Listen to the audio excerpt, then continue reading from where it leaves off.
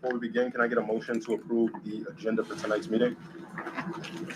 I motion the approval, Patricia Simpson. Can I get a second on that motion, please? I Claudia Rockman, second. Is there any discussion on the motion? All in favor say aye. Aye. Awesome. Okay, so just wanted to give brief introductions before we officially begin today's meeting. I'll start with myself. My name is Zion Baldwin. I am the chair of the Education and Youth Committee here on Bronx Community Board 1. I'm also a teacher in District 7 here, so I'm glad to be here. I'm so happy that we have such a great turnout tonight. I'll let my co-chair introduce herself. Hello, everyone. My name is Stephanie. I am chair of the Young Adults Committee. Clarissa Alayeto, I'm the chair of the full board. Hi, Naisha Diaby. I'm also in the Young Committee. Hi, I'm Claudia Rockman. I'm a community board member. Hi, Julie Tate, community board member. Joyce Colquitt, community board member. Patricia Simpson, community board member. Jacqueline De Jesus, community board member.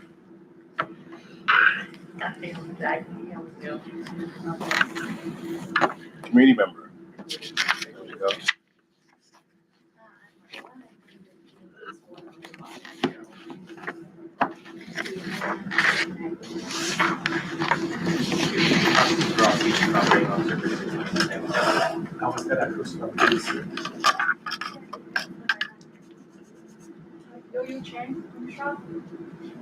Yes, yes, very deputy Division of Criminal Justice.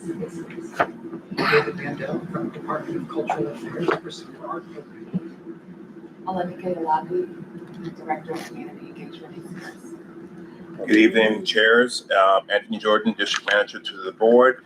So to remind everybody that our community meeting is being live streamed on the Community Board's YouTube channel and being recorded for our minutes. Please make sure you speak clearly, concisely, so that all of our recording devices can have everything taken into place. And welcome to our community board. Chair. Awesome. Thank you so much, Mr. Jordan. I want to jump into the new business. We have two presentations tonight. One is from our first presenter, David Mandel, who is the Community Liaison for Public Art at the NYC Department of Cultural Affairs. Then after that, we have another presentation from Frank Romo, who creates GIS maps on certain platforms to scope out different demographics within different neighborhoods all over the U.S. So after that, we'll continue with new business that we have for the committee here. So I want to jump straight into the presentations. David, go ahead and take us away, please. Thank you very much for having me, and thank you to Anthony for being so easy to communicate and coordinate with, and it's great to be here with all of you tonight. Again, my name is David Mandel from the Department of Cultural Affairs, Center for Arts Program. I'm here tonight to tell you a little bit more about... David, can you speak up? Yeah, please. I'm going to tell you a little bit about the Percent for Art program and about the upcoming Public Artwork Commission in your district, and share opportunities for the community to get involved. Cultural affairs, we consider public art to be defined by the successful intersection of three key ingredients: the public space, or the design and spatial qualities of the public space or a new facility being built, the artists, their artwork, their artistic practice, and their vision, as well as the community, those who are living and using the space. Next slide. The Percent for Art program was established by local law in 1982, which states that 1% of capital funds for renovated or newly constructed capital projects is to be allocated to a new commission, a new work of public art. On the left is an image from the very first Percent for Art Commission in 1985 in East Harlem. And on the right, you can see there's another picture, more recent in 2021. This just shows you these are permanent site-specific works of art. They're meant to be in the public realm for many years, really considered to go along with the lifespan of the building or the facility. Next slide, please. Since 1985, there have been over 350% for art commissions. We have over 100 projects currently in different phases of progress.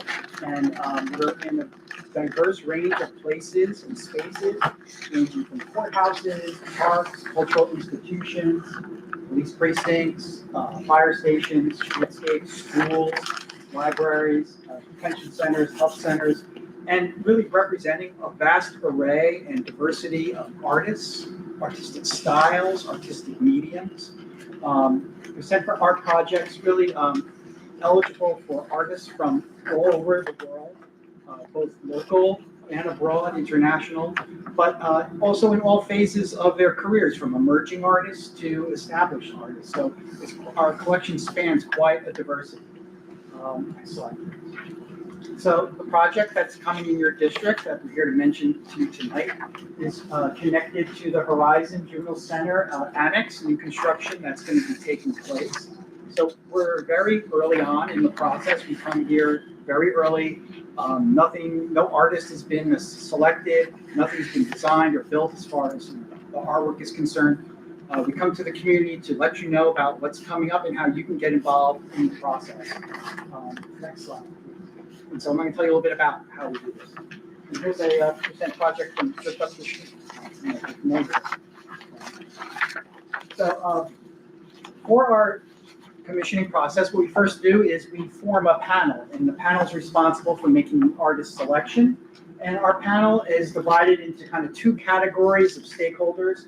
We have what we call the voting panelists, which consist of DCLA, which is Cultural Affairs, who chairs the meeting and has a representative.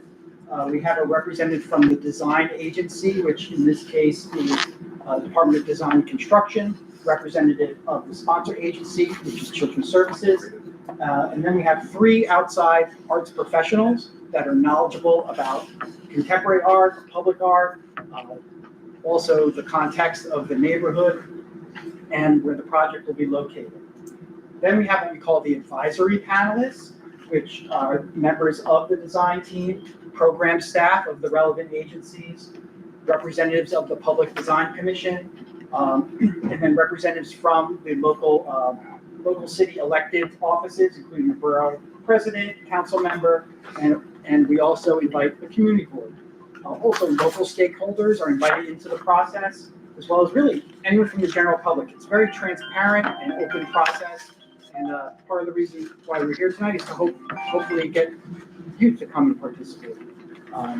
So we convene 2 panel meetings as part of this process. At our first meeting, we give an introduction to the Center for Art. The design team gives a briefing of the location and the potential artwork spaces. And then we look at the potential of artists by looking at the portfolios, past works of about 20 to 30 artists that have been curated into an artist pool for this project. Together, the entire group, both the advisory panelists and the voting panelists, everyone has a say in the discussion, helps narrow that list down to about 4 finalists. Those finalists are then contacted and they're invited to make a site-specific proposal for the facility. We have an artist orientation, and we prep the artists. We check in with them, our staff, before their presentations. And about 2 months or so later, after their proposal development phase, we have another panel meeting where the finalists are allowed to give their site-specific proposal. They all are working with the same budget. For this project, it's $900,000. And so everyone's working with kind of the same ingredients, same potential, same spaces, and we look at how the artist would apply their vision to what they want to do to the site. There's question and answer from both advisory and the voting panelists, and discussion amongst the panelists. And then ultimately, the voting panelists then make a final vote. And then the artist is selected for the commission. Next slide. So then there are some important public milestones that come after that. So here's kind of just a general timeline. Project outreach, we're here today to let you know about it. The first selection panel is going to take place in December. And then the second panel with the presentations will take place in March. And then after the selected artist is picked, they have time to, what they do, they take their proposal and it evolves into what we call the conceptual design. Still, nothing has been fabricated or built yet or installed anywhere. But at that point, we come back to the community for a presentation with the artist where they can show you their conceptual design. And that's an important milestone on the way to going to the Public Design Commission to again present the conceptual design. Once that is approved, we go to what's called preliminary design, which is really when they get down into like the engineering and the schematics and the specifics of the materials and that level of detail, because then that's really soon to get the next step of approval, which is to actually fabricate and then ultimately install the piece when the facility is completed. In the Percent for Art project, the art is usually timed for the installation to be at the end of the cycle when the facility is to be completed, so that the artwork isn't damaged. It kind of goes in at the end, and so then it's ready to be there brand new for when the facility is open and ready to be used for the public. Next slide. So just a little bit on how can you get involved in the process. So for panelists, we welcome your suggestions for panelists. For those voting panelists I mentioned, that we hire 3 art experts to be part of the panel. And usually, we usually have one person who is like a former Percent for Art artist who's had that experience. And then we sometimes have anywhere, an art professional, someone from a local museum or arts institution or that has knowledge of the borough, someone who working in the field understands kind of the nuances of these projects. And you're allowed to make suggestions. You can just send an email. We have an email address, percentinfo@culture.nyc.gov. You could send a suggestion to us, or you could have that person reach out. But especially for advisory panelists, this is where we hope you will get involved. We hope to have representatives from the community board join us for the panel meetings. These are online meetings. So if you tell me you're interested, you can just send us an email, let us know your name, tell us you're interested, and we'll send you the link and the invite to the panel meeting. And we welcome your participation to vote and to add to the discussion. There are points during the panel meetings where we do ask the community, give us some information about the community context, your insights, your vision, your hopes for this project as well. So we think you would find it interesting and actually kind of fun and engaging as well. It's a really interesting process. Also for artists, so this is important. We'd love to hear your suggestions for artists. As I mentioned, eligible artists can be from anywhere in the world, but we always know that community wants to see like their own representative. So please don't hesitate to make suggestions. Artists don't need to have had like a major public exhibition at a major museum or have a public artwork already installed. We do ask them to be 18 years of age. We do need to have some representation of their work, even if it's Instagram, showing their past body work, and that they have some type of artistic statement or a bio available as well. And if you know an artist that you like, you could send us their name, a link to their website. If you don't even have that much, you could just send us what you know and we'll do the research and we follow up. If you do know artists and you'd like them to get on our radar, we have what we call the artist directory, which is a way for artists to submit their bio, their artist statement, images of their past works. And that's all found online at the Cultural Affairs website. I'm leaving you a link and also a flyer where artists can go to the link and learn how to submit the materials. We're asking if you can submit materials by November 8th, you'll be on our radar in time for this panel. So we look at the suggestions. Our curatorial team does work. We get suggestions from, we reach out to other arts organizations in the borough, in the city, all over. Our team does extensive research to find artists that are appropriate for the project. And I just wanted to mention, this is a very important project to us. We see this as a really important opportunity at this Horizon Juvenile Center to really do something impactful. And we're thinking about what impact the art could have at this facility. We're really looking for artwork that could help transform the space to encourage rehabilitation and well-being, something being culturally relevant and inclusive to all backgrounds, something that will be supportive and promote healing. And will actually enhance the experience of all users at the facility. So both residents as well as staff as well as visitors.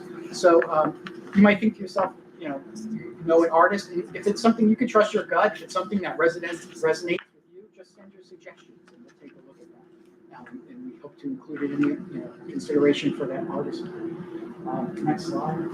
So really, that's it. This is really just the beginning, letting you know what's coming up. You have the email where you can either get in touch to be a panelist and attend the meetings and observe and participate, suggest panelists and suggest artists. So we're looking forward to keeping you updated. Again, next time we'll come back, we will come with the artist to make a presentation. Anticipating that actually probably be fall of 2025 once we go through all these next panel meetings and milestones. But we'll be in touch with the community board, let you know of any new developments, and we hope to see as many of you as possible at the panel meetings online. Is there some questions? Yeah. Oh, questions? Anybody? Board? Anything? Yeah, I'd like to open it up to questions from any board members. So I have a specific question in terms of the location. Where exactly would this be installed? Is there Well, you're talking about the artwork or the facility?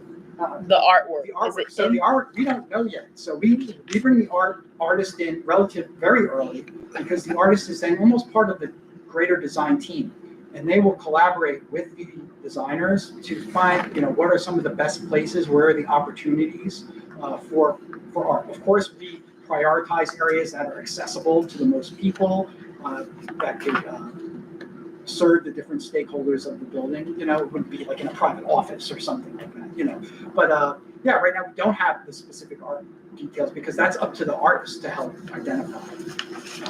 We have staff here from DDC or ACS that can help talk about like where the building might be, situated.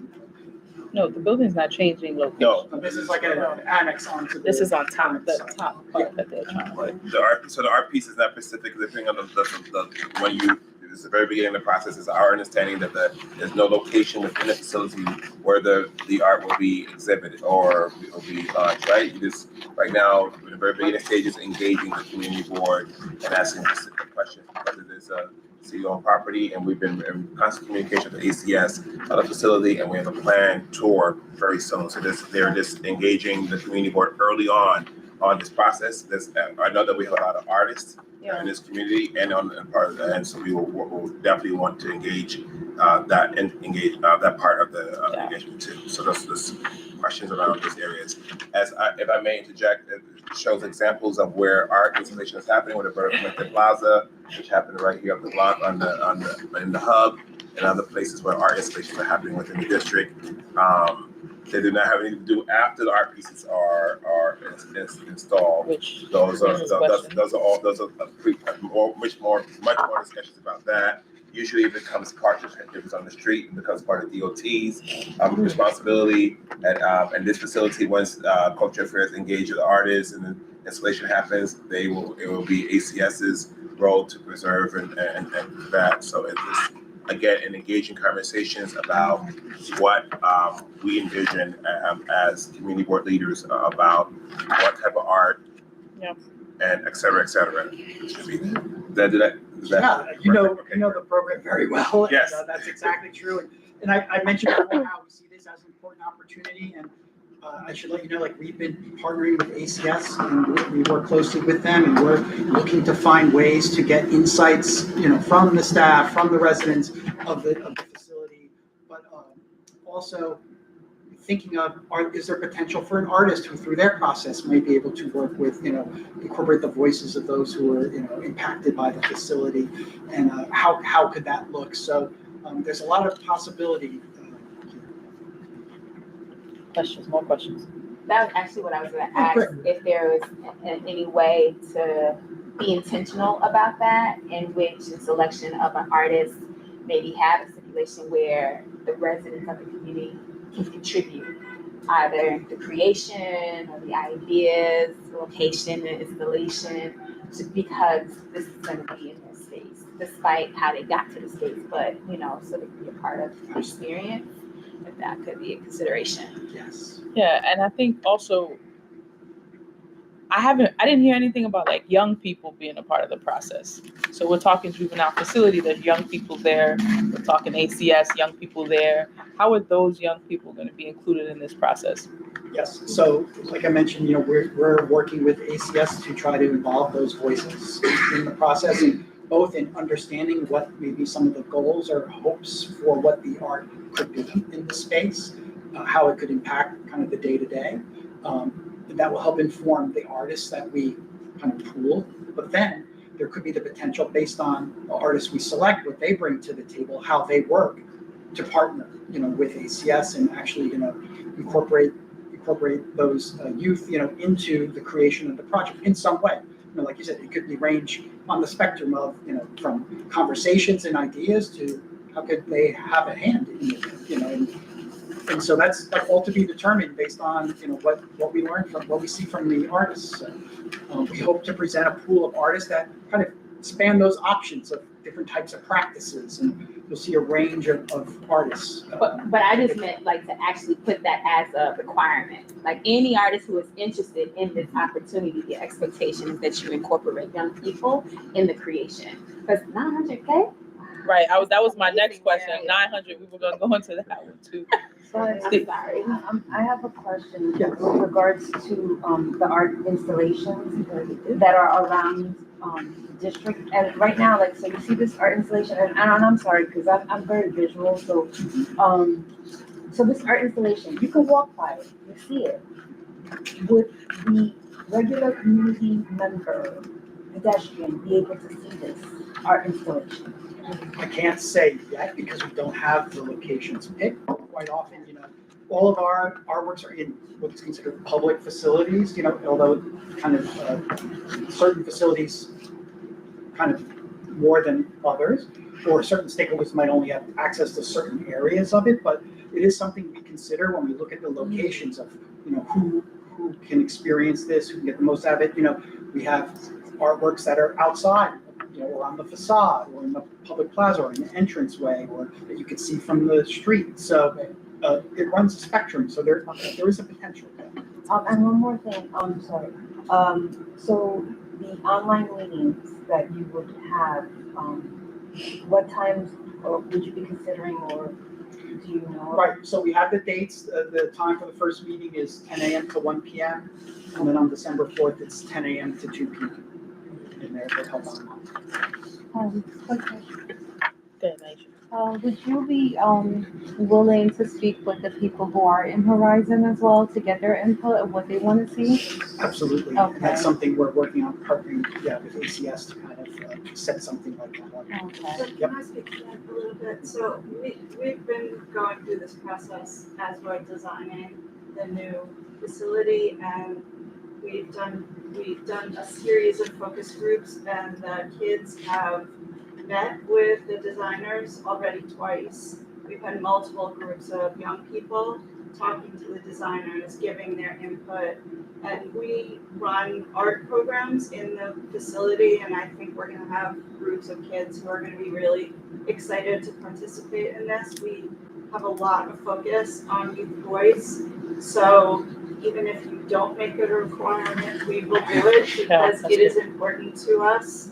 And the kids are very involved in this process, and we intend to keep them really involved. And we can kind of keep you apprised of how that rolls out as it happens. I guess my other question is like, you mentioned 900K, and how is that, like, of that, what goes to the artist? Sure. Typically, 20% goes to the artist for their intellectual work, for their kind of artistic creative work. 60% is allocated for kind of the fabrication of the work.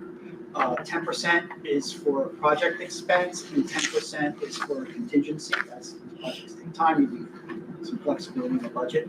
So that's kind of like our typical budget breakdown. At Cultural Affairs, we want to make sure that artists get paid for their work, and 20% is the percentage that goes kind of towards their creative aspect of the project. And as you can imagine, this is a big endeavor. it sounds like a huge budget, but you'd be surprised, how far you could go on a budget like that. But there is the potential to activate more than one area of the building, with this. So we're looking forward to seeing, what are the potential locations? What do the artists think of? What do they come back to us with? We want to, in some ways, say, get the most out of your money, but we want to see, how they envision using the spaces that are possible to them. Yeah. Good evening, everyone. My name is Mohammed. I'm questioning regarding voting panelists and advisory boards. So advisory board, they don't have voting power, right? Just the advisory board. And how many people expecting for the community or even community board? At the first panel meeting where we all look at the first pool of artists, of 20 to 30 artists, everyone in the room gets a vote. You can raise your hand and say if you like the artist, ask a question, express your feelings about it, make a plea that you'd love to see more from this artist, a proposal. At the second panel, when we hear the proposals, ultimately the voting panelists cast the final vote, but all the advisory panelists get to ask questions. You can ask a question of the artist after the presentation and also add to the discussion prior to voting. As far as how many, as many as you'd like to invite. It's an open and transparent process. You can invite the whole community board. You can invite any of important stakeholders you'd like to be involved that could be interested and wants to participate. We don't have a limit on the number of people. Thanks. Thank you, Mr. Chairman. So a question about creativity license. And we all know that sometimes artists are very creative and can be in their mind working with the panelists, working with the young people to do something that the agency or agencies may not feel passionate about. Let's use that term. How much creative license is agencies willing to give artists and to the panelists or young people in the creativity of the piece that's going to be launched? Sure. Well, I'll say that we from the first panel on, we consider artists that have the potential for the site. When it comes time, after those artists are shortlisted, they have an orientation. As they're developing their proposals, they check in with our Cultural Affairs Percent for Art team. We have several check-ins along the way. So we make sure that we're setting them up for success, that their proposal is going to be feasible. It's going to, while they always have some flexibility as far as what could change, but we help to guide them gently. We don't co-design, but we want to make sure that proposals are feasible. And then once an artist is selected and they're going into their design development, following their proposal, we make sure that Cultural Affairs, we always kind of are an advocate for the artist, for their vision, but also, for all the other factors like the durability and the longevity and safety of some of these works. So there's always compromises, but that's kind of part of the team process for this. It's a journey. So in that journey, then likely the agencies may overrule whatever the final piece that's installed, correct? I wouldn't say overrule it. Nothing we have a lot of milestones to go along the way, Sure. and we try to, it's art, so maybe there's not always consensus as far as taste, but it has to meet certain checkpoints, and always, especially for Cultural Affairs, we want to make sure that it's true to the artist's, vision. And I guess my final question is, how much are you looking for? You talk about input from the young people from ACS, from the Juvenile Justice part of ACS, from the ACS agency, from young people in the community. Is it, are you heavy-handedly allowing that creativity to come from the population which you chiefly serve, which is young people, versus adult interpretation or collaboration in the project? Well, we pull together all the context, Sure. We provide the artist, with all of the insights and context for the facility, for the neighborhood, and they make a proposal. We want to hear feedback on it. So, like I mentioned in the beginning, those three key ingredients, it does need to have that site-specific community element. You know, this is going to be a piece that's developed just for this center. It's not something the artist already created and we're just buying it from them. So we want it to be relevant to what we're doing here, but we want it to be true to what they do. So we're getting a piece from this artist, looks like what they do. It's not something, it's true to them, but it's also appropriate for the site. And the general, like statues, paintings, what are you looking, are you looking at every aspects of this, or is out there? Yeah, this early on, we have, like I mentioned, a diversity of mediums and styles. So yeah, it could be 3D, 2D, and we're really open to any suggestions. And a lot of times we work with artists who might translate, maybe they've never done something, in a certain medium before because maybe they've only worked in like less durable materials, but for this, maybe then we help them or connect them with fabricators or materials that would help them create, their vision, but in more durable materials. So, like if you see someone that works in, I don't know, yarn or paper or glass, or don't rule that out. It's something that if you think it's something that could be really great, send us your suggestion. The pool of artists that we usually share really is quite diverse, and we kind of take that initial potential and then we work from there. Thank you, Chair. Yeah. Yes, Christina. Thank you. My apologies for arriving late. I just wanted to ask regarding the December 4th and the March 6th dates from 10 to 1 p.m., 10 to 2. Sometimes it's tough for students and community stakeholders to get to those dates because of work. And I wonder if there are any evening possibilities, even if it's an additional listening space that could be scheduled. I'd love to bring young people, but it's tough with school and work. Yeah, I can make that suggestion. Sure. Yeah. Okay, you got it. It's tough. And I think those are weekdays too. But Yeah. Yeah, okay, no problem. Thank you. The first one is a Wednesday. Oh, yeah. Tuesday, Wednesday, yeah.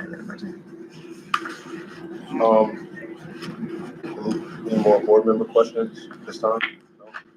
No? For the sake of time, I'd like to take, if there's questions from the public, just two questions. If there's anyone, if there's not, that's fine. Going once, going twice. Okay. Thank All right. Thank you so much, Mr. Mandel. Thank you for your time. Yeah, thank you. Next to move the agenda along. Yes. I think we should be good. Okay. We have a presentation from Frank Romo. He's the CEO of Romo GIS, a digital mapping system. Kind of like I was explaining earlier, but he's able to show different kinds of demographics and pull up really specific statistics based on any elements that we send him, and he then put that data and help us create a map. So Yeah, we spoke about how demographics play a huge role in finding the community needs and identifying the community needs. So as we're able to create the map, it will help us organize ourselves more to know exactly what cases we're presenting, what workshops we could be opening, where we could start, finding out any information that we may need.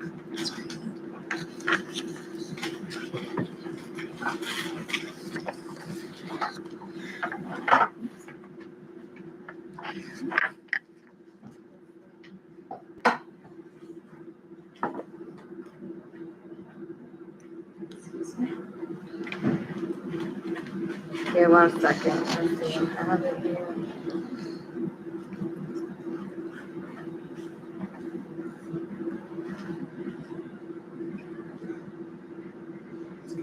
You got this?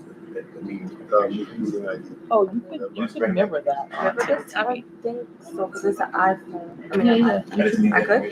We could just mirror it. Or you need to present? Yeah. Then it's a. If you got the ID number for the meeting.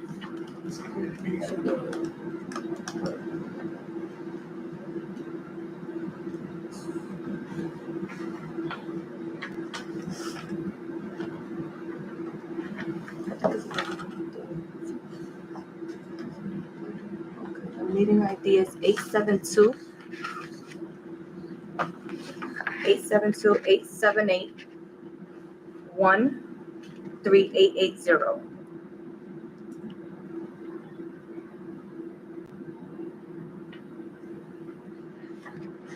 It should be Meeting password.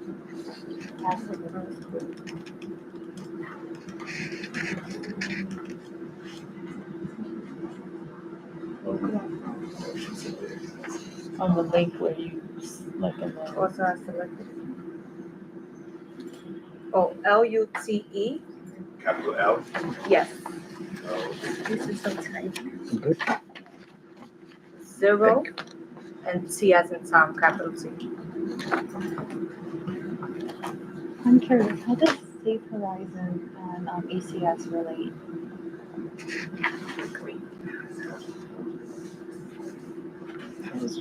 How do they relate to each other? Because I noticed like they tend to come together in these meetings. Good pictures on your please. would we be able to hear him? Yeah.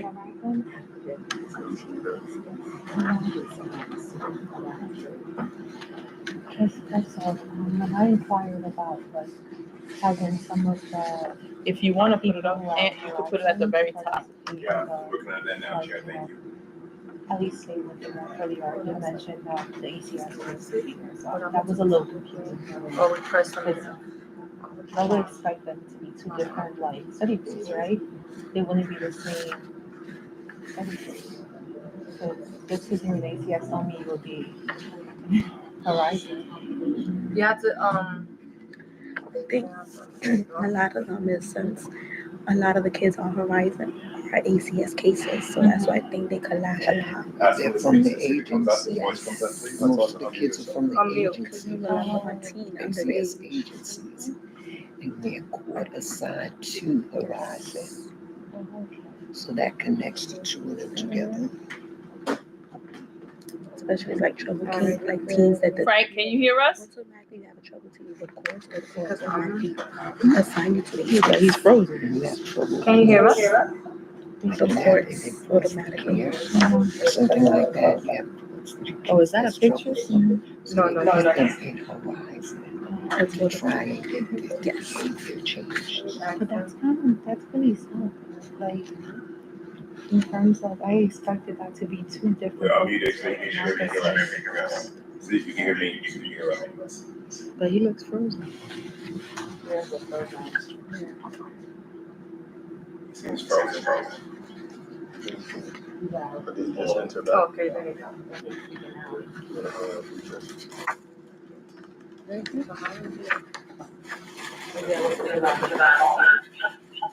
Get to meet yourself. I have my phone. Lower the volume a little bit. Yep, there you go. So you're not hearing the feedback. Yeah. We're unmuted, so you can hear us. Well, Steven that has to get muted. Oh, Steven has to be muted. Okay. Mute your You can sign up. Thank you. Because they're already logged in. Yeah. Just close the application. But is Frank ready? He cannot hear us. Okay. Hello, can you hear me? Yes. Oh, good. Is that that's how the volume goes?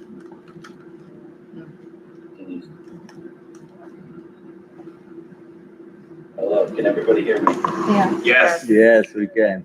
All right, excellent. Thank you very much for having me. Just kind of. My name is Frank Romo.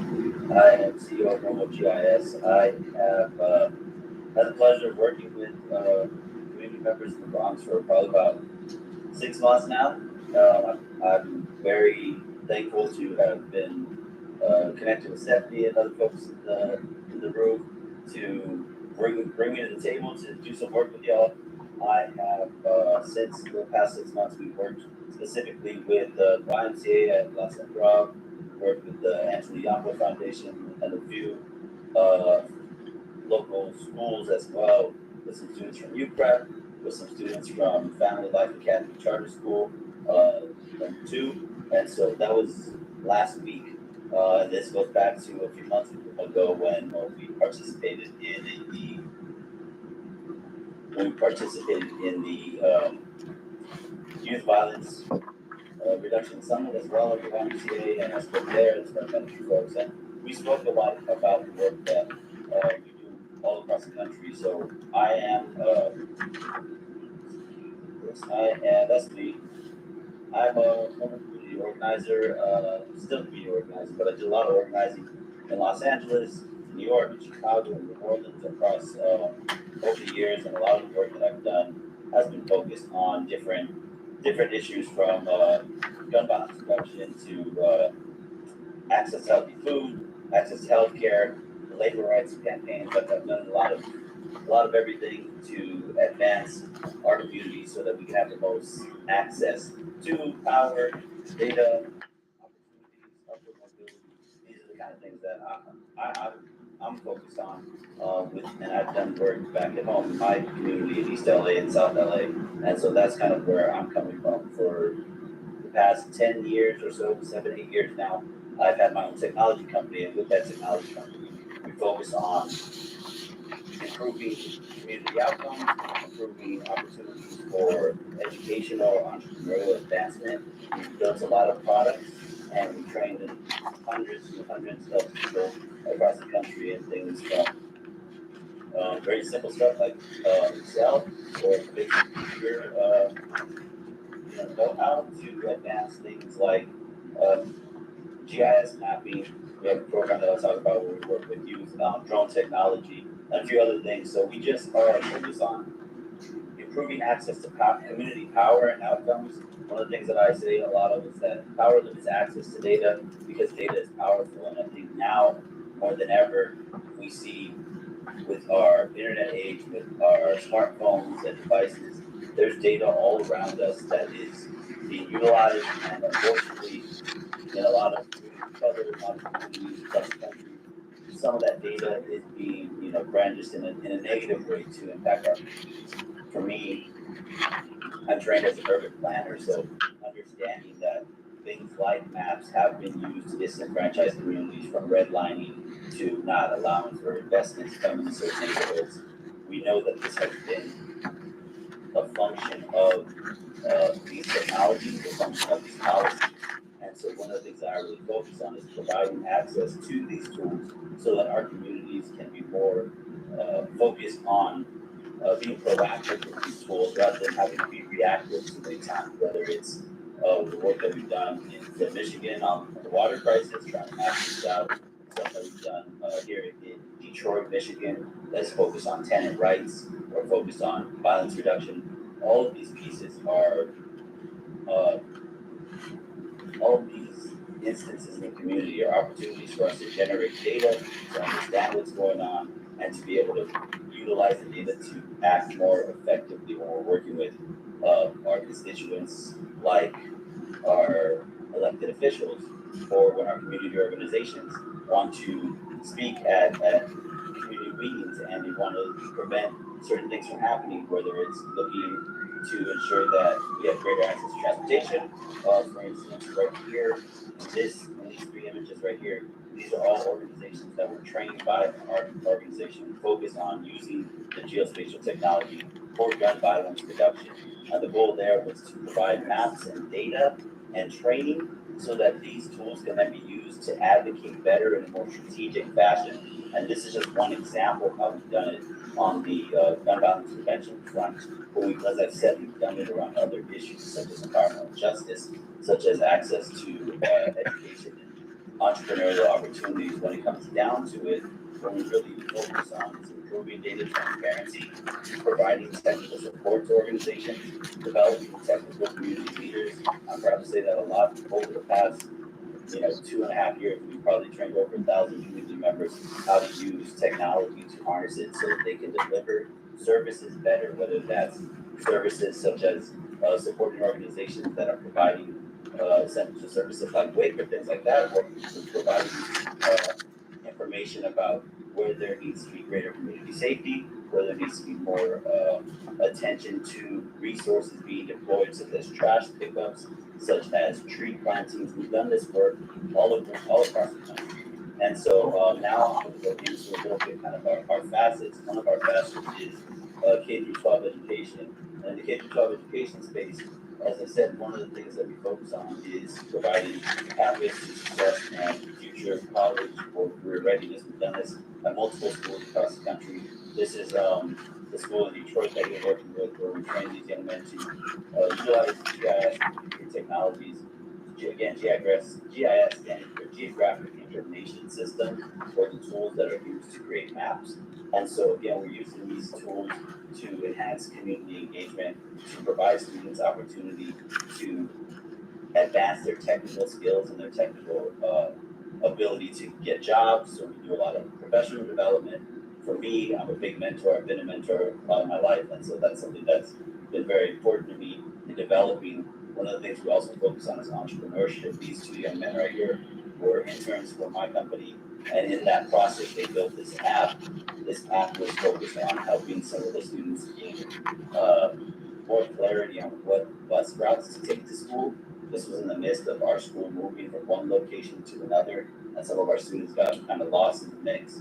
And so our students created this bus route app, which helps solve some a permanent issue. And this is a great example of how these tools can be used to solve community issues. We talked about professional development. These are, again, our students presented at multiple conferences. And for me, again, it's less about the technical piece, but more about that community and professional development. Here are some of the stats from our previous 4 years working with the program in Detroit, Michigan. Again, for me, that bottom line is something that's really important, because that's money that we've been able to put into our students' hands, into our community's hands, into family members' hands, to ensure that we have this growth within the community, especially as so many of these new technologies are posing opportunities for growth and change.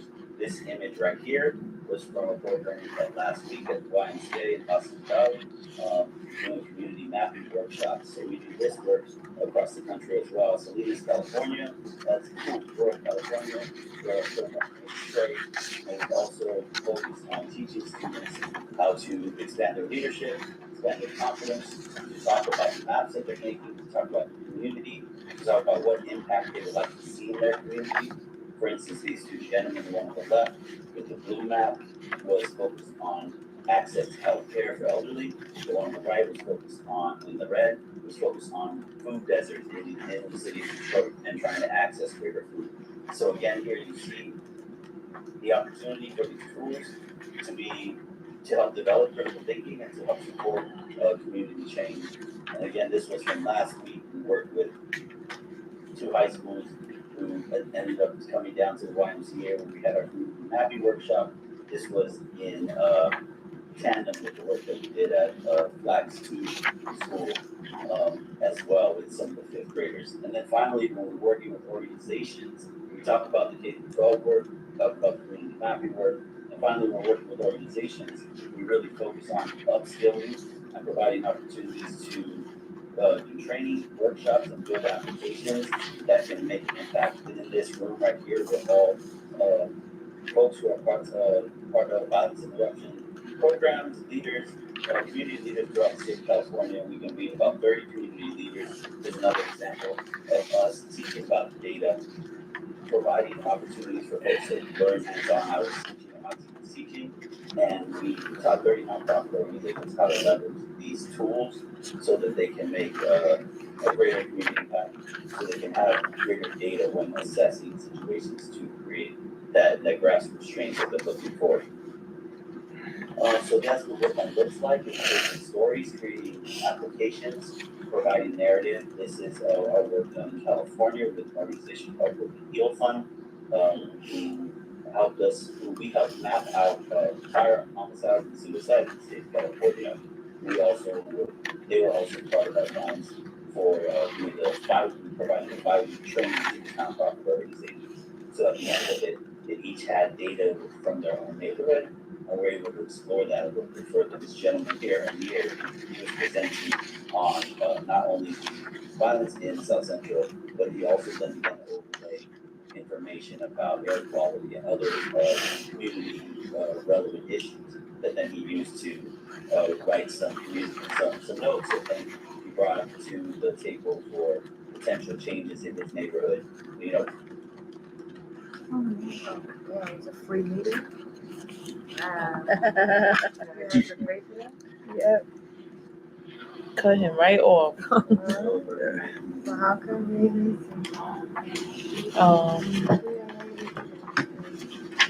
You could send him another link and then Well, we have a PowerPoint, can we just call him and put him on speaker? that too. That's Yep. true.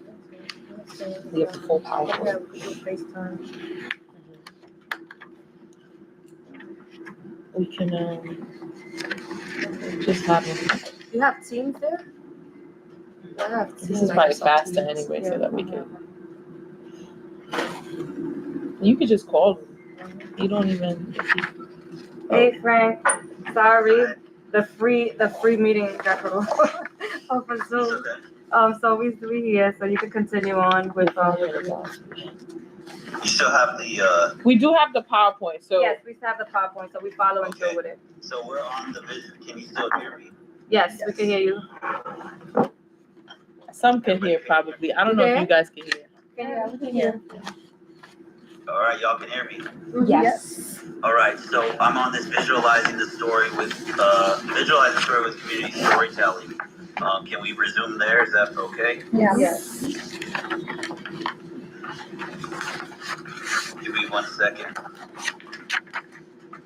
So as I was saying, this gentleman on the screen, his name is Samir. He was focused on mapping different parameters in his community. He talked about, he started off talking about gun violence as kind of the baseline information, but then he started to add additional information about environmental hazards, etc.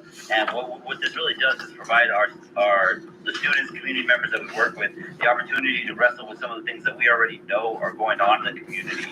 And by mapping them and putting them on paper, we're able to have greater oversight of how we might coordinate further. So on the next page, we have the California Gun Homicides Dashboard. So that dashboard was created for California, mapping out firearm homicides in the state. And then the second one, which is the map along with the table on the side.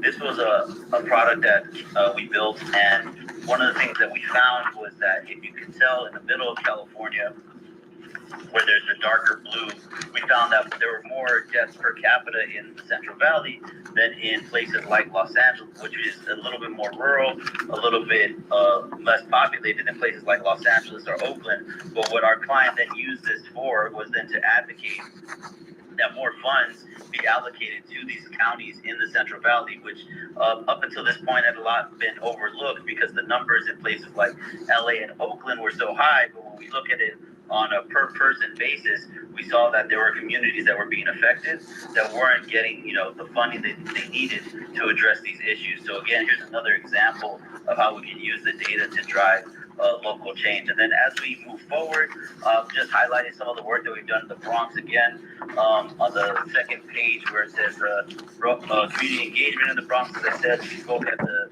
Gun Violence Prevention Summit, and that went really well. Again, I think focused on trying to create connections, trying to utilize the work that we had done in California to provide a frame of reference so that we can do something similar with regards to not only mapping, but providing access to tools, and then providing some access to community strategy, which again, last week goes to the youth engagement piece. Last week, we engaged over 100 students, and so that was 60 from Flax 2, and that was another 40 or so maybe 70 from Flax 2, and then 30 or 20 from the high school. So maybe just under 100, maybe about 90 or so. But in the course of a week, we really did a great job of working with students, and during that time, we saw some of the areas that were troublesome to them, such as for some of the younger students, some of the transportation it took for them to get to and from school, and what that looked like. For some of the students that we were working with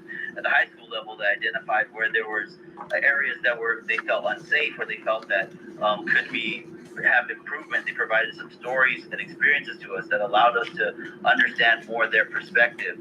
And so now we are working again with the Angela Yambo Foundation to develop more data around what those students' experiences have been, and re-engage them with a survey or other things like that, provided them access to maybe like a gift card or something, so that we can continue to provide opportunities for students to develop their voice, for more community members to develop their voice and speak on these issues, but also now providing some framework so that the tools can be used, as what the tool that I created here on the gun violence reduction map. So this is a map that I created that was looking at 10 years of data. It is a live map that can be browsed through and sorted by year. I can provide some links afterwards. And there's a new site that I spun up recently that is focused specifically on building safer communities and focusing on gun violence reduction in a few different neighborhoods and communities that I've worked in. And again, as I mentioned to Stephanie and some of the other folks, is that my role in when I work is to be a facilitator and to be supportive of the local community leaders that are already in place. For me, I've been organizing for a long time, and I've seen us, as the digital age has come upon us, I feel like there are opportunities for us in an organizing standpoint to have more data to make our decision making and our resource deployment better. And I think for us, we've done those 3 community mapping workshops in the Bronx this past month, and we've had a few engagements. We're likely going to be back in New York next month, probably doing some more teaching. So I would just love to connect with you all and see how there's opportunities for us to do training, for us to do upskilling, for us to work with the youth. Again, our main buckets are really focused on education, entrepreneurship, and community impact. So where there's opportunities to bring all of those together, that seems to be the sweet spot. One last thing that I'll leave you with is an example from St. Paul, Minnesota, where we worked alongside some city officials to deploy some bond funding. And in the process of deploying that bond funding, we identified areas that were most in need of new trees by looking at asthma rates, by looking at tree canopy cover, and we ensured that the bond funding was spent in a way that those communities had first priority at receiving tree plantings. And then we also partnered that with the workforce development program with some local youth, where they were able to plant the trees and become the arborists for those programs, and were able to get paid through the bond funding as well. So these are the type of kind of success stories or long-term programs that we really try to focus on. We have another program in California that resulted in a grant for students to have a after-school lounge based off of the data and the experiences that they generated.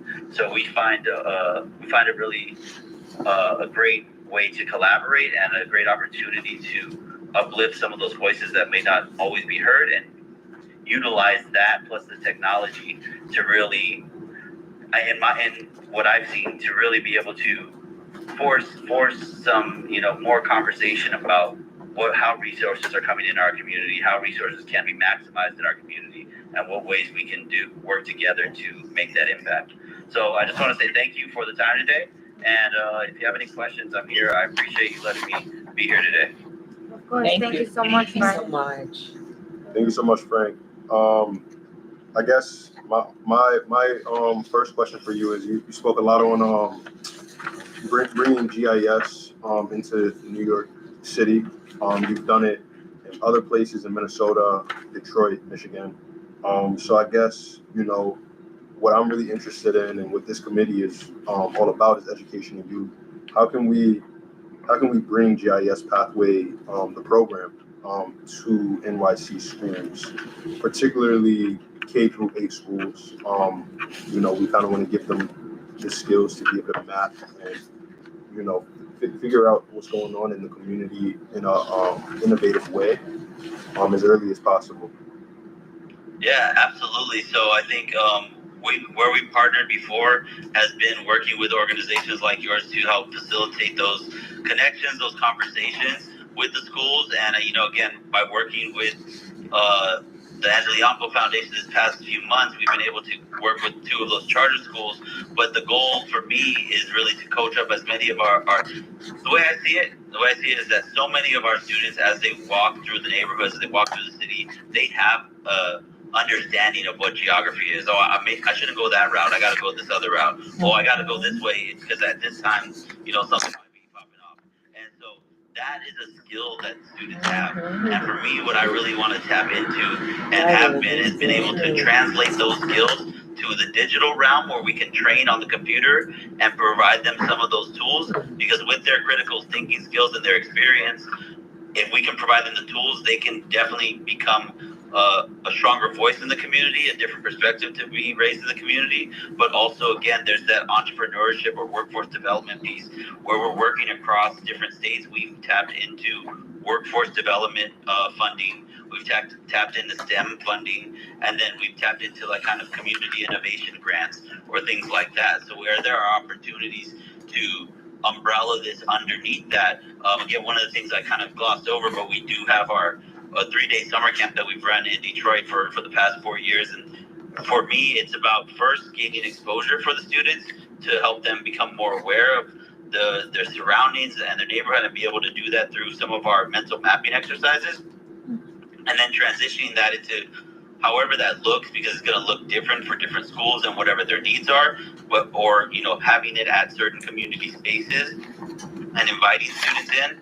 That we are flexible, and the goal is just to get folks get folks some exposure, and then if we can advance that into a way where there's possibilities that students can do internships with me like other students have, and there's opportunities for students to get paid and do that work. So when you ask how we get it done, I think this connection is a first start, and there are opportunities to do this STEM work. There's so many different ways. STEM work, workforce development work. If we're focused on community issues like environmental justice, there are grants out there for that, to do some of that mapping. And there's a wide variety of places we can go from it. So it really depends on how you see it fitting into your current structures and building for the future. Awesome. Thank you so much. At this point, I just wanted to open it up to questions from board members. Does anybody have questions for Mr. Romo? Nisha? So I wanted to inquire, what are some characteristics that you've noticed at your other locations, like Detroit, that made it successful that you can bring here? Some things that we can do to make it easier for you guys as well. So some of the things that I think have made it successful is the ecosystem that we've really built around. And I think with young leaders, right, I've been in contact with Stephanie and other folks. When we have young leaders, other leaders like that who can, for instance, Stephanie and I were talking, and I had mentioned about the technical. And, at first it was like kind of this abstract thing. And then she was like, oh, maybe I think I can do it. And I've seen that happen in so many of the communities I've worked with, where folks might be on the fence, have the opportunity to do it, and once they kind of get a little bit support, they can then take their own initiative and some of their own perspective. And that's what I want. What I always tell folks is, I'm not going to be able to provide the right perspective because I'm not there every day. I'm not living it every day. So I want to be able to teach the skills so that folks can then be able to work with each other. I tell folks that my best success is when I can step back and I can see members of the organization or members of the folks that I've trained talk critically about the data and talk critically about what's going on. Hey, we should map this, or we didn't think about that. And when you start to have those conversations, those become organizing conversations, strategizing conversations. And so it is about the network and the ecosystem that we build around. And that's why a lot of the work we focus on is on capacity building as well, identifying a few leaders that can take on that torch and be able to be the champion for that work. And with the support that I'm able to provide, allow them to become more independent so that then at some point they can be teaching folks. And this can be a program that starts to be internally able to function, because as an organizer, it's not about my role, it's about how much I can do to ensure that you all can continue to do that and sustain on your own so that it can be successful. And so the ecosystem, the community leaders being able to provide spaces I can come to New York, and when I've been there back and forth over the past few months, and providing small workshops, providing support to help those other leaders stand that up so they have the confidence to then create their first map, to be able to create a map around data that's important to them. Because here's the thing, everybody's going to have a different perspective. So if we're able to empower more people and they're able to visualize their perspective and use that voice, then we have a more holistic and complete understanding of what the community looks like and what the community's needs are. Thank you. Thank you. Yes, sure. Yes. Thank you so much for this presentation. It's really great to hear all the work you're doing. And I just wanted to learn more about the community mapping workshops that have already happened in the Bronx and just hear more about how those went, how long ago those were, and if we were to want to schedule one and like host it maybe as a committee or something to invite young people to, what that planning process might look like, because this is just seems it's so valuable. Awesome, thank you. It was last week, I think. Last week it happened. This is one of the community maps. This is a Bronx Zoo. Right there, you see that? Oh, I see it. So this was one of our students who was a fifth grader who was mapping out. I know you won't be able to see it as much, but we're gonna release a blog shortly that's gonna highlight some of the work. But she was talking about, her route to school and how long it might have taken, or how it was multimodal. Maybe she had to get dropped off first, and then she had to take the bus. And so as we were talking about those things, other things started to come up. Transportation, where the students kind of walk to and from, where they might be able to hang out, or if there's not a place to hang out. So for instance, one of the things that we talked about was trees. And right off the rip, the teacher who was there in the room kind of participating, but kind of sitting back while we facilitated, started to talk about her asthma and how that was an impact of not having as many trees, and how when she traveled elsewhere, she felt like she could breathe a little bit better. But she started to relate some of that stuff, some of the stuff that the students were experiencing and talking about, to the things that they were already speaking about in their classroom. And again, that's where the real value came in, to be able to help the students connect the dots at that fifth grade level. When we worked with the high school students, we got a lot more feedback in terms of, this corner is not the spot. Like that there's a lot of stuff going on that corner, so I don't like going that way, and I walk around the other way. And we heard more direct feedback of what they might want to see, where they would like to hang out, where they felt like it was comfortable or safe. And so just, again, it's less about, what they put on the map and more about those conversations that were able to be facilitated. And from a 5th to 6th grade level, those conversations are very different than from an 11th and 12th grade level. But I think, again, with some of our background, working with all of those various age ranges, we're able to connect some of the dots and help students understand where those opportunities might be in the community to improve it, and really helping also shape some of that language when we're talking, that's no good because X, Y, or Z is happening. Okay, well, how can we do something about it, right? What are we as community members doing to take the lead in that role and helping them become an active participant?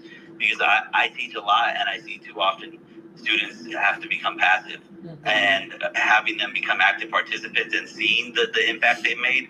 One of the things in Detroit that some of our students had done was they made their maps like this, and then we went to the digital side. And on the digital side of things, one of the things that they identified was blighted houses. So houses out here in Detroit, a few are abandoned, a few in a row are abandoned, a few are getting demolished, etc.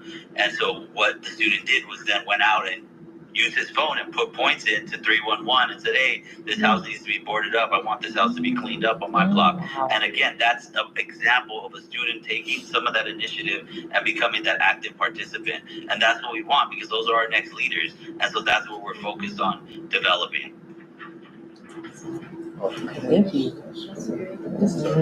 Last question, Frank. How do you fund this program? So for me, I do it all across the country in a variety of different ways. A lot of it is bootstrapped on our end, where we get funding through some of the contract work that we've done. So building applications for organizations, working on city contracts as a subcontractor or other things like that. So that helps fund some of the work that I have to do with regards to travel and stuff like that.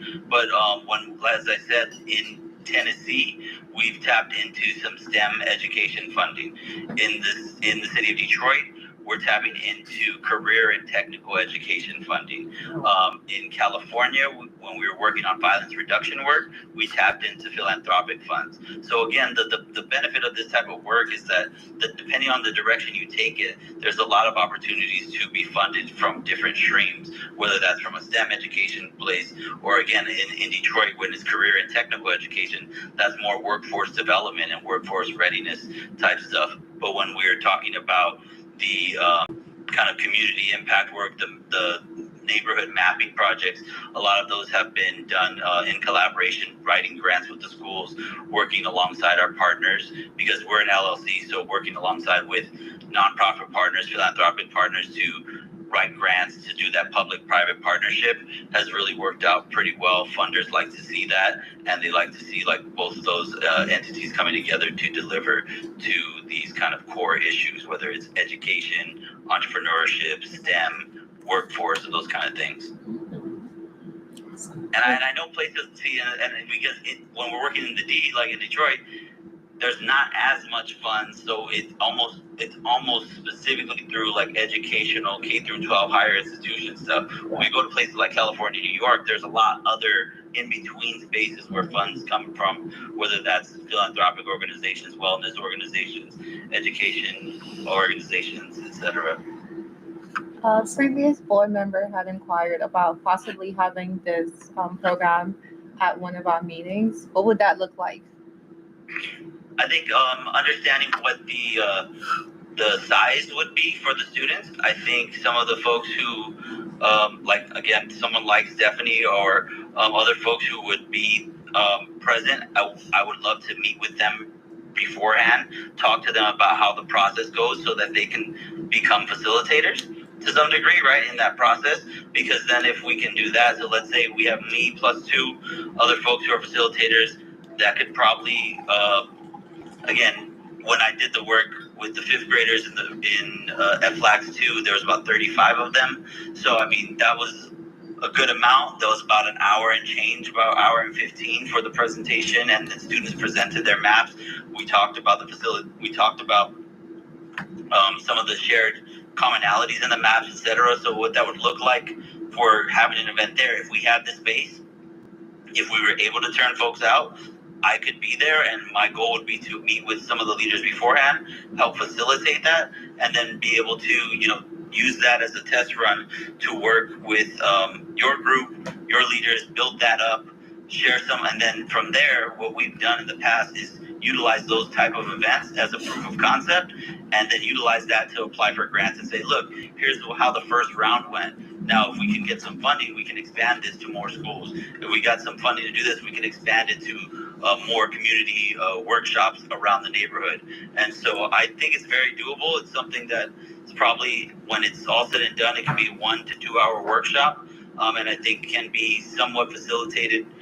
I have faith in your folks to be able to facilitate it alongside us, and then that would go a long way to continue to ensure that they could potentially repeat it, right? It doesn't have to be a super big formal piece either. It could be something that then can be miniaturized and worked on in small groups, and it could be worked on with different age groups or things like that. So there's a lot of different ways that we can cut it after we have done it the first time together to see what works, what gelled well, what didn't, and then we can come back and redo it again. But overall, this past week, we had a very good response from the schools, a very good response from the students.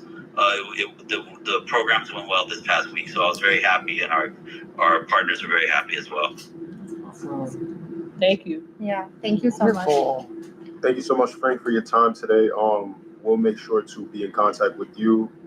Could you do you have your email on the presentation? Yeah, they have. Okay, perfect. At the back and at the last page, if you scan a QR code, you'll be able to get all of our information and see some of our projects that are all on that same page. You'll have video there, some of our maps are up there, etc. Yeah. Again, Frank, thank you for your time. It was great to reconnect with you, man.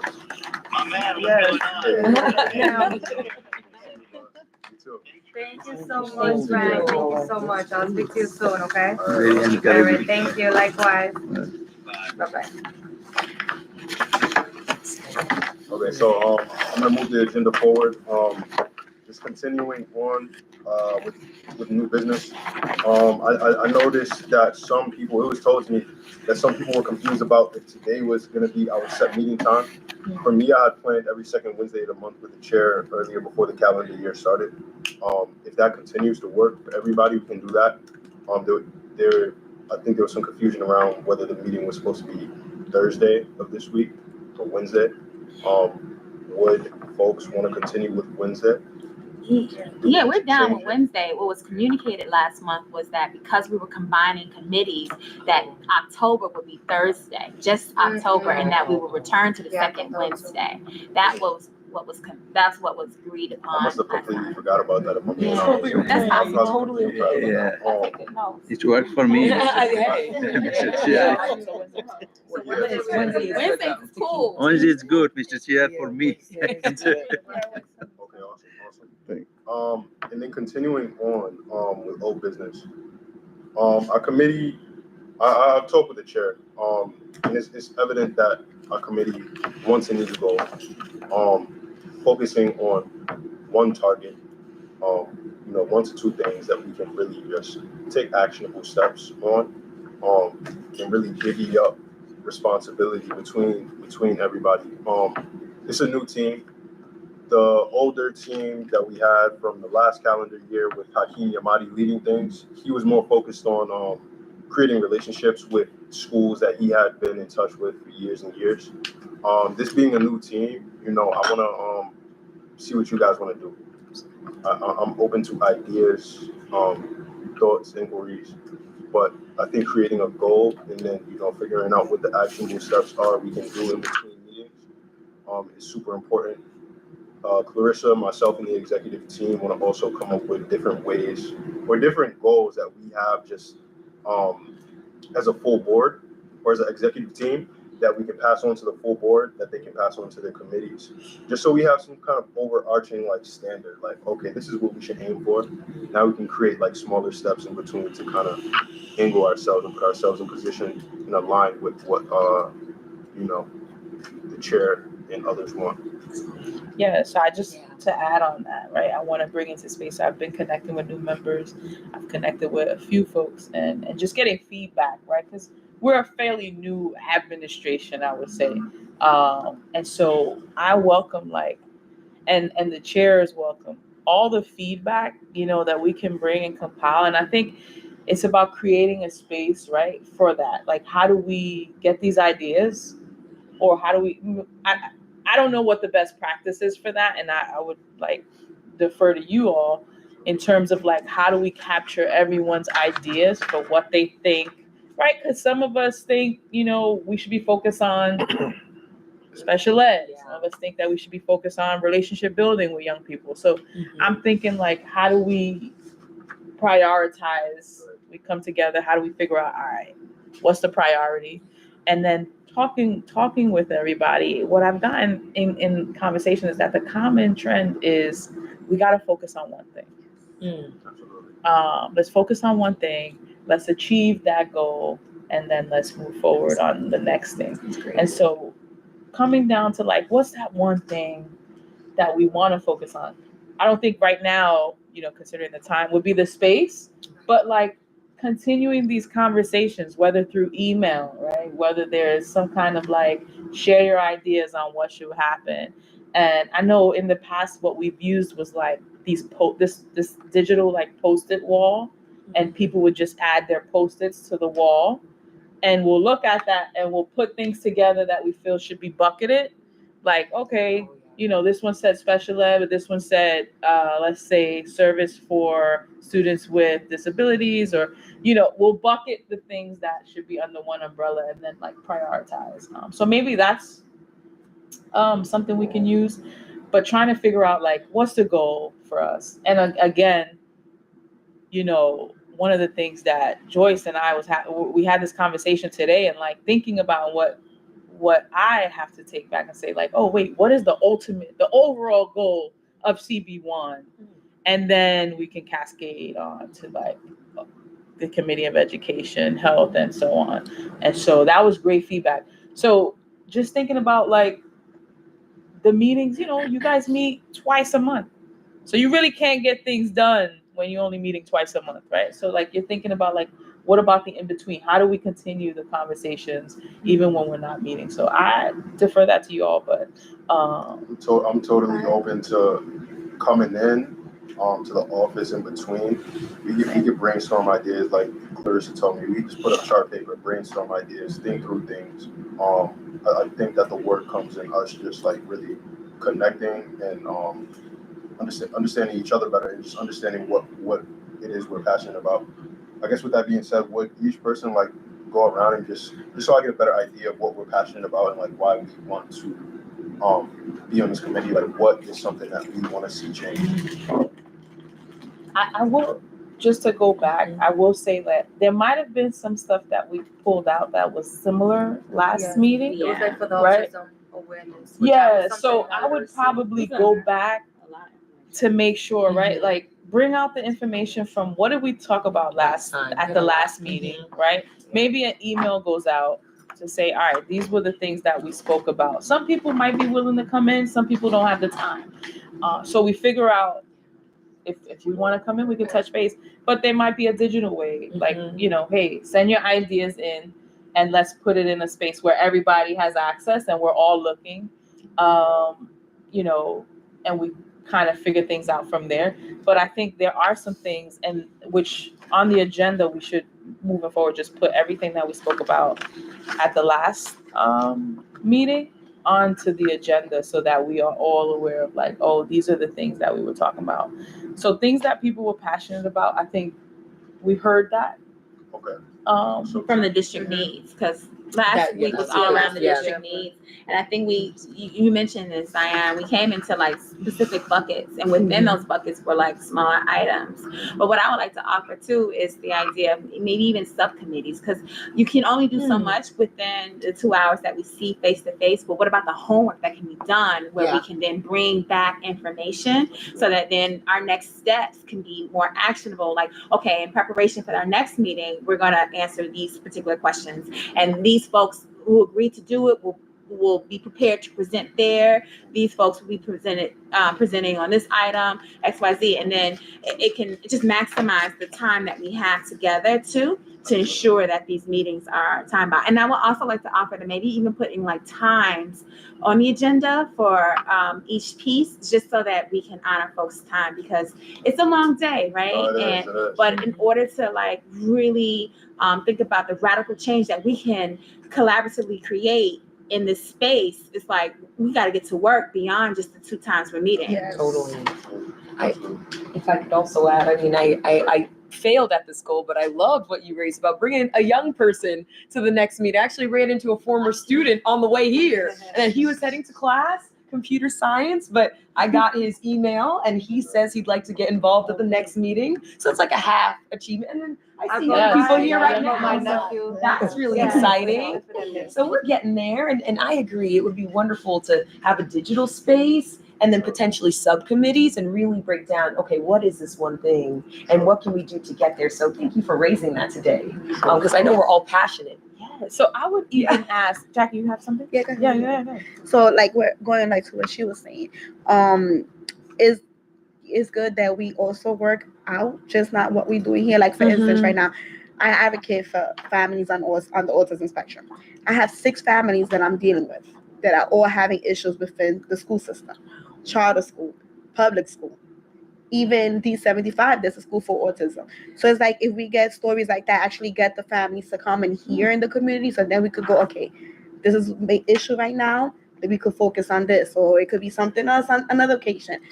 This is a big issue, we could focus on that. I also said that we could also gather together as groups, and we could also work on other things. Like if if you have some outreach to do, we could gather people from the group to go and make those changes. We could work on a lot of things maybe at once, only because we have so many people in the group and we're all passionate, so we could always all gather maybe a task and work on that. Because honestly, it's from the last meeting that we got I've gathered a lot of autism awareness research. I did, from the verbiage to the agencies to the organizations, and I was mainly thinking maybe now we could just, pick an organization and all of us collaborate with them and try to reach out to them to let them know, like, hey, we would like a workshop and where we could bring out these sensories, bring out these equipments, etc. But I actually have a package I created for that.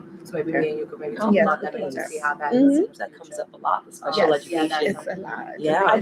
I do want to add, so we want to get into a space, maybe someone could create a spreadsheet, right? Create a spreadsheet where those who are like tech savvy can input their ideas on there. Just a way where we could just capture these things. And then I know some people like to call the DM personally. So maybe that's like a phone call to the DM, right? And say, hey, can you add this to the spreadsheet? Here's my idea, right? If you're not tech savvy, like, let me just call and let him know I need this to be, so like, I don't know who's that person who likes, I could create created the a WhatsApp spreadsheet. last time. I don't know if you guys like WhatsApp. There were like conversations, but I had created last time with the young adults, and where we just had that group chat, so that if at any time you could be outside partying, whatever it is, and something comes to mind, you could just put it in there, and we could talk about it later or talk about it in the future. And where, whatever it is, because a lot of times you could be doing anything and you just come up with an idea and just, forget. You'll be like, what exactly was that was today? So, that could be something we could do, or a team. Yes.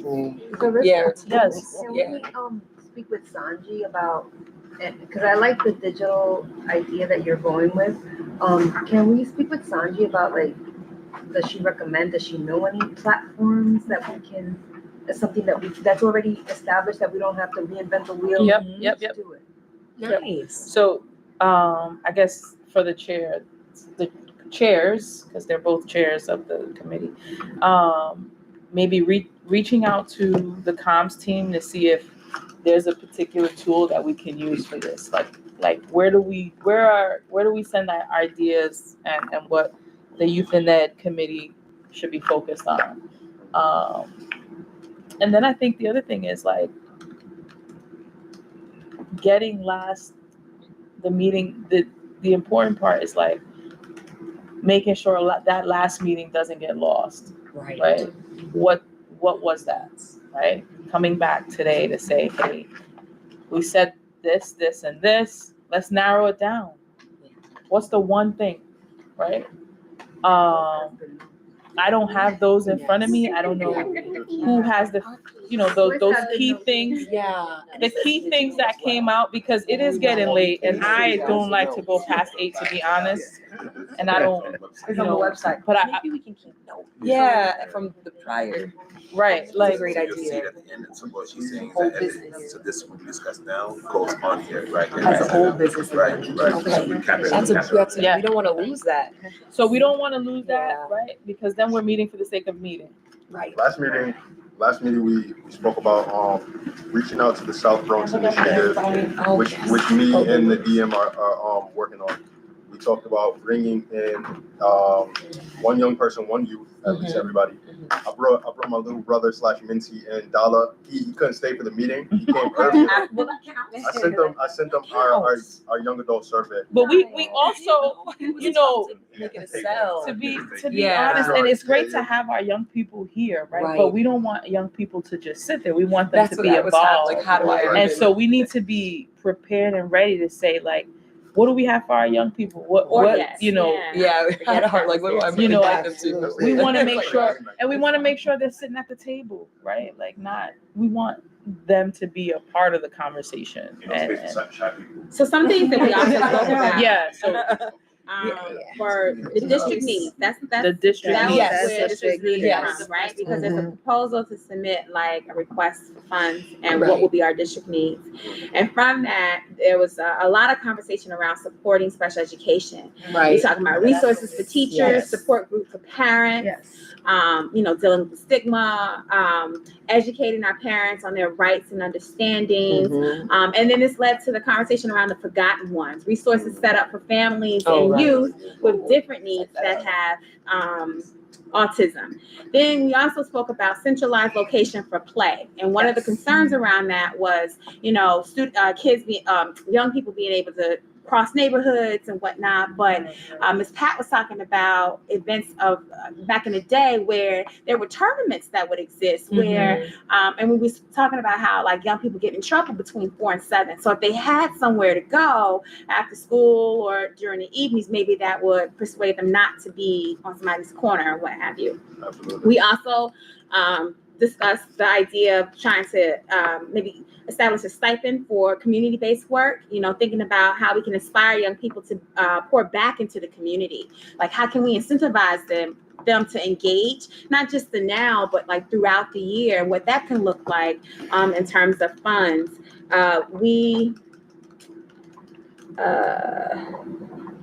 There was a question around what do we want to see within the committee? Increased attendance, voter registration. The deadline is October 26th. Are we doing anything around that?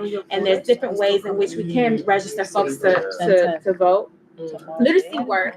I think that's what you touched on, the different resources that are around that. Yes. Intentional partnerships, tutoring, academic resources. Like it's like a list of things here too. So I'm not gonna. I take a picture of that. Tonight, take those notes and make it digital for everybody. Right. So if that's great. So capturing that, That's right? important. I'm old school, like chart paper. Yeah. I like to.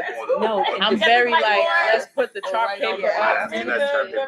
I used the glass the other day to like line things out. We were on the glass, like this is what that. So like old school chart paper, like all right, special education resources, right? Parks and rec, like different things, and figuring it, trying to narrow it down, like what's going to be the priority. And so.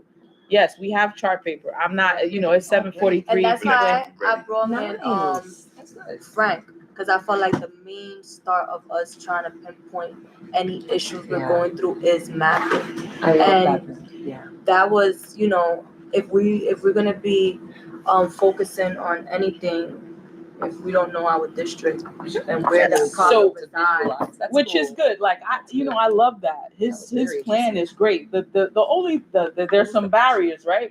One of the barriers is funding. Like, we're a community board, so we can't fund that, right? The way we could. But what we could do is have schools partner. But then it goes beyond us, right? Like we're not, we can have Frank at organizations in different spaces. But when we talk about mapping specifically for community board needs, it's probably a different budget.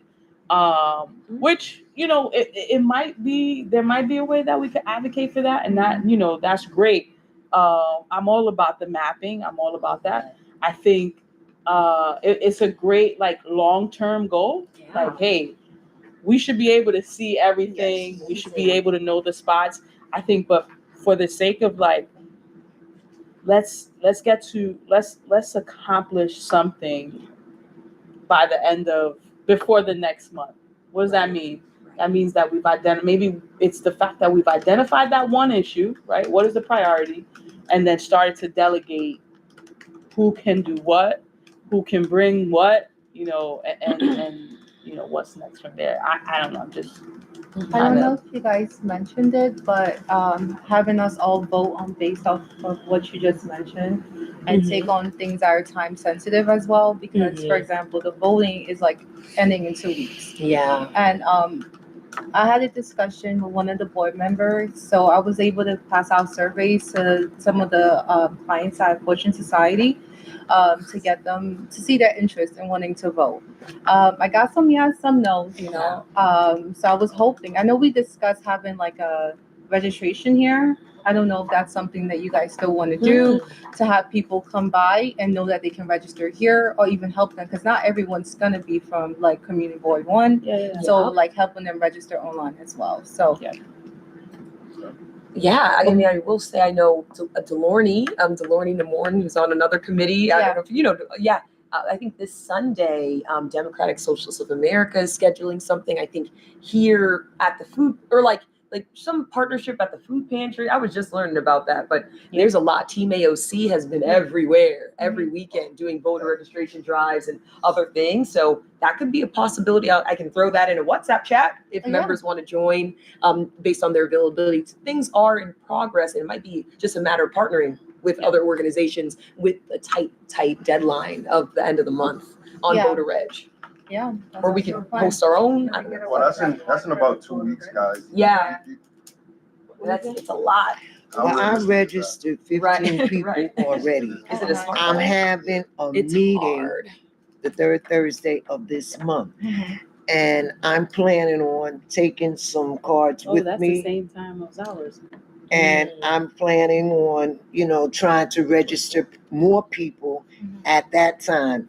There's no guarantee, but, nothing beats a failure but a try. Keep That's trying. right. But New So- York's deadline is the 26th. 26, yeah. So even thinking about opportunities during the pantry time as Yeah. one, Yeah. if we, I don't know, maybe even make it a friendly competition among the community. Oh, Like, how many people can you register? You know what I mean? Like a Yeah. friendly, or maybe not. Or we can do old school. Well, it's no Make it a reward, just competition. like, Or we Burger can King do crowd. old school. We can go door knocking. Door knocking Come is on. what's up. Yeah. That's what Door these are knocking too. is my favorite. Door knocking and get people, as Yeah. you registered, this is why, this is It's- very it's hot right now. important, Yeah. Also, there are ways to like engage, and one of the, we had this conversation today and where you mentioned doing PSAs, right? And so that's another way, Yeah. right? To do Yeah. like a voter, where it's like everybody can send a clip of themselves saying like, did you register, or something like that. And we can Yeah. put something together, Nice. push that video out. And I think there's also like, I'm not sure if we're monitoring. And that was Yeah, like you could just Yeah. and just send that, and then we can have our comms team put something together That'd be nice. and just add, and then like the community sees different faces of like, oh, I know this person. Oh, I know this person. Oh, that's my principal. Oh, that's Miss Pat. Or that, saying like, did you register? Right? And maybe that's the catchphrase. Did you register? Are you registered? Right. And then in that, you're sharing information because there was also a conversation around the early registration part. Whereas even if you're not 18 by the general election, you can still be eligible to vote then in the summer for like local pieces, right? Yeah. There's like nuances. They got like 16, they can actually vote. Pre-register. For other, right. So there was like other pieces around that, but it was all a matter of the awareness and getting folks engaged. But you also have to let them know the importance of voting also, because I got a lot of, I don't like none of them, and why should I vote anyway? Because they're not going to, pay us no That's mind. the hard part. So you really have to let them know the importance of why you should vote. Because if you don't, you're not gonna be heard, and they're gonna take your vote. And Miss Pat, maybe we add that to the PSA. Exactly. Like maybe there's a short little clip that says Important. something about The Importance of the voting. importance of Yes. voting, why we should. when we didn't have the right to vote. Now we have the right to vote. Why we need to vote. Right. And then we go into, did you vote? I mean, did you register? Did you Exactly. register? Maybe we do something Yeah, like it's that very convincing. and get it out and Exactly. replay this on all of our platforms. That's amazing. Yeah, That was that's right? amazing. We also have 2 weeks. So, I know. So- NYC vote would help us with that. NYC vote, you're coming in this week. And that can be the first thing that the Youth and Education and Young Adults Committee works on, right? And it's about getting also the rest of the board members to say, hey, look, our committee has come up with this. If you can provide a video or something and send it to maybe the WhatsApp group, I don't know, or the email or something, or maybe Sandra could create something. But if we get everybody to send in, A clip. we could, Yeah, I'll ask her about doing something for Friday and then we can move quick. getting something launched by Saturday so that people can always stop by to pick up either the registration or to the website and do it. And we can different ways play of it. doing Right.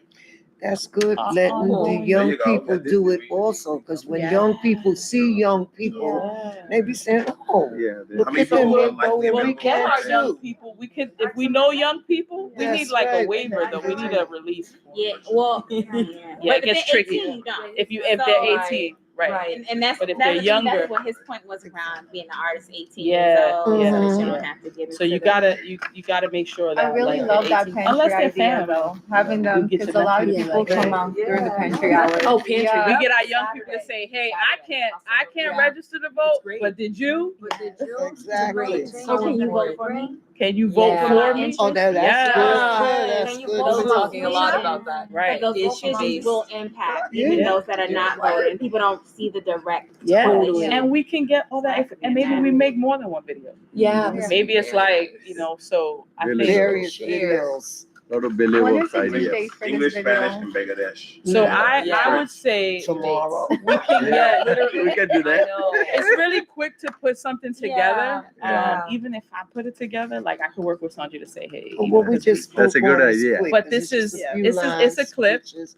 and I think what we want to start with is And and let is let this them something see that some the young group agrees that we faces. should do? That'd be a great way Is to that get like something a This could be like our October definitely thing, but I want Right. to offer that we do something like every month or every season. Yeah. And then we definitely keep track of what we're doing so that when we compare what's happening next year, we can say, begin to Exactly. Big Keep wins, it big going. wins. Keep it going. So Yeah. they're, keep recognizing the importance of voting. So next time, If we registered 100 this year, next year the goal is 200. We'll double. Like we don't have to have this stamina because of a general election like that. But even thinking about the small ones. Oh yeah. But also City once council you do that, assembly. once you run that campaign, then once it's over, like, did you register? Then we do go vote. Then you know, do you the know, get the Right. go vote. Oh my gosh. Yeah. Yeah. because That's a good I idea. had book bags and school supplies, right? And I said, hey, everybody wants a book bag and school supplies. I said, oh, did you fill this out? Can you fill this out for me? Everybody was eager to, just to get that book bag. So speaking of game night, I'm gonna move the agenda along to just old business. Before you jump into that, I just want to, where can we send the video? Like a content video of Yeah, like if we create a video of ourselves. CB1. I did. We could do it in both. I have the young adult page. No, she come out this. Like, no, Community Oh. centers. Community centers. Could we send it to Bronx One? Bronx One, yeah. Yeah, Bronx One. Just email it. Okay. video yourself, send it Yes. to Bronx One. Okay. And can I? BX0 is on the website. So we'll email everybody. Okay. Okay, so an email will go out Yes. and then we'll formalize We it. should all put in our workplaces. Like in the video. Oh wait, you're saying No. like? What you mean? Oh, because I was gonna present it at my office as well. Oh, yeah. you mean like put it Plug out? it, like Yeah, share it out. yeah. Yeah, that's great. Oh yeah, that's awesome. That's a good I mean, idea. it depends on the age group of the people who you work with. So. Nice. Absolutely. And I don't know, do we have social media pages? We do. Instagram. So a reel can go. Yeah. And a TikTok. Yeah, different Yeah. avenues. Yeah. And then that may also gain more exposure to just the community board one anyway. Yeah. We also, push and promote our meetings. Yeah. Just remember that it has to be nonpartisan. So you cannot Right. mention a party when you're in your video. Oh yeah, Yeah, yeah, yeah. definitely. I can. Definitely. Yeah. I said it. That's what I'm saying. Yeah, you're right. I said it. Oh. There's a tone I said it. in the video. You're right. You're Tone, right. hue, whatever Yeah, you want to say. whatever It's cool. We get it. You know it right No, now. you're completely right. Thank you, dear. So you're gonna give us a list to where they can go vote, right? Yeah. Um, We'll just use a lot of commas. A list of where to go vote. Yeah, I mean, go to register, right? Oh. Because it's not gonna happen here, right? Are we gonna do the registration? Well, here? we do ongoing registration. Like people can come to our office and register. Oh, We yes. have Oh, registration. Saturday. Maybe if the paper. Yeah. And we're gonna Yeah. we're gonna also probably include the link for people who could do it online for those who Yeah. don't want to get the paper Yeah. come to the office. So there's two ways you can do it. Yeah. Perfect. And then list what Vote they NYC. need, because I think all Right. they really need is a social, right? I think so. Yeah. Yeah, I they think need it's their an ID. ID. Their ID. Somewhere. I think But the New But York if you do State it ID. over, but the if you form. do it over online, you're not uploading your ID. I Then. don't think. No, I think you just need the number. Right, Your yeah, ID actually for number. the number. Okay. Yeah, they ask you for your ID number. With the group chat, we could break down tasks and make it, Yes. quicker. Which is wild. Yeah. I think we should do some sort of group chat. Yeah.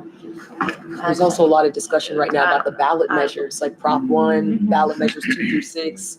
That's been something Team AOC and other people are trying to get the word out, that, like, flip your ballot. And It's not sure my to bad. vote. I think that's I like was- another thing. I Don't was forget so to flip your confused. ballot. I know. Check Come the on. back. And Check I the back. thought flipping so the much. ballot was for June. Right, but it's Mm-mm. this It's right, actually it's this November. November, Yeah. flipping the Mhm. ballot, enshrining reproductive rights. That's Mayor wild. Adams Yeah, doing yeah, some, yeah, yeah. shady things in the back of the ballot. Which is and- wild. I I thought. heard Christine say shit. No, no, no. Never do that. Never. I was like, wow, a word. So, It's being recorded now. Some shady things. Please, get me on the back. Some shady things at the back of the ballot. So that's what we're trying to do. Yeah, And Sorry. we Word need out about that. We need a PSA on the back of totally. because that's huge. Yep. Okay, so an email will go out. Oh no, please. And I could- Let me correct the record. No. Okay. Well, that'll be our October thing, and then we'll continue to prioritize trying to figure out. What's your name, by the way? David? Davion? Catherine. Davion. You're welcome, guys. Yeah. Davion, what do you think? What are your thoughts? Yeah. This is your first meeting, right? Sorry, guys. I'm sorry. The idea of expanding to make you guys was discussing how to make the city safer.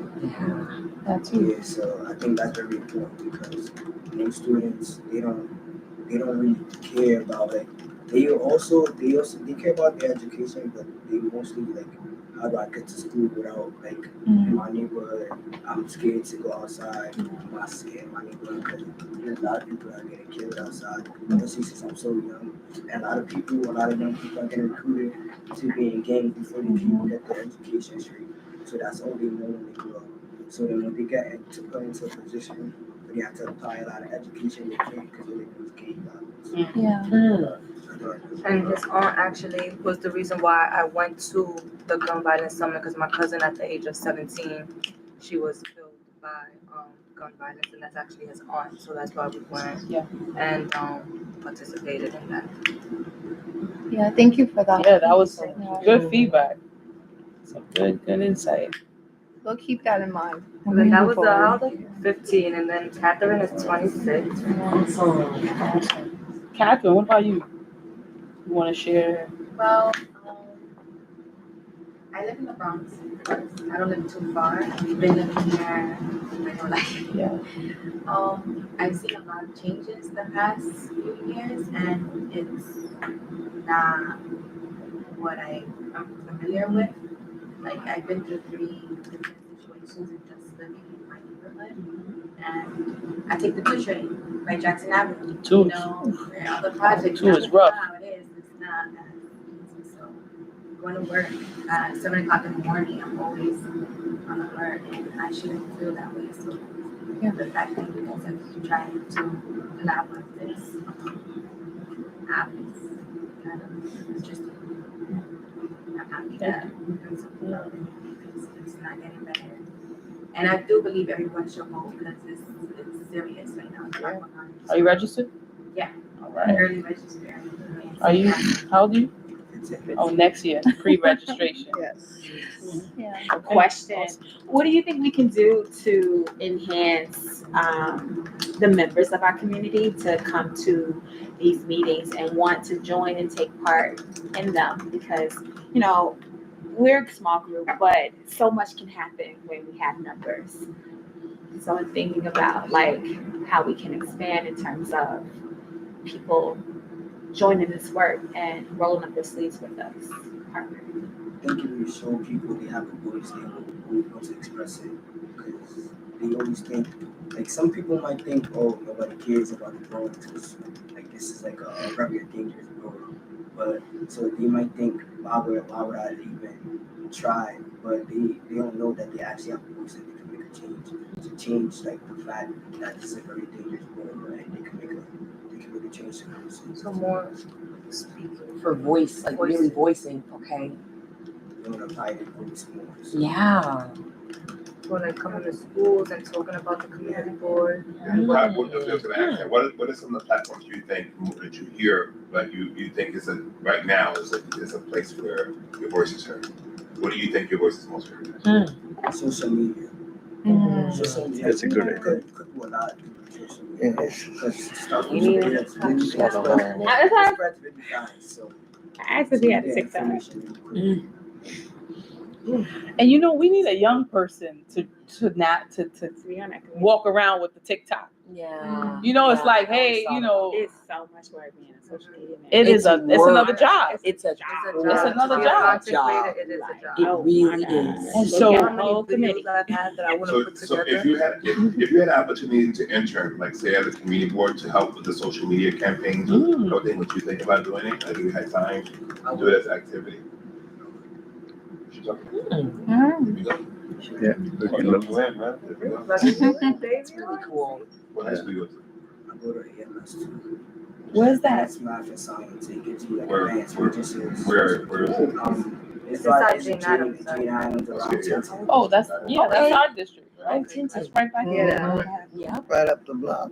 So it's inside Jane Addams. I guess they split it up. You said how many schools is it? There's only two. Two? There's only Hume 2 and AMS 2. It's which other schools in there? Hume 2. Okay. What's it? Hume? Hume. Humanities. Oh, humanities. Oh, yeah. They call it Hume.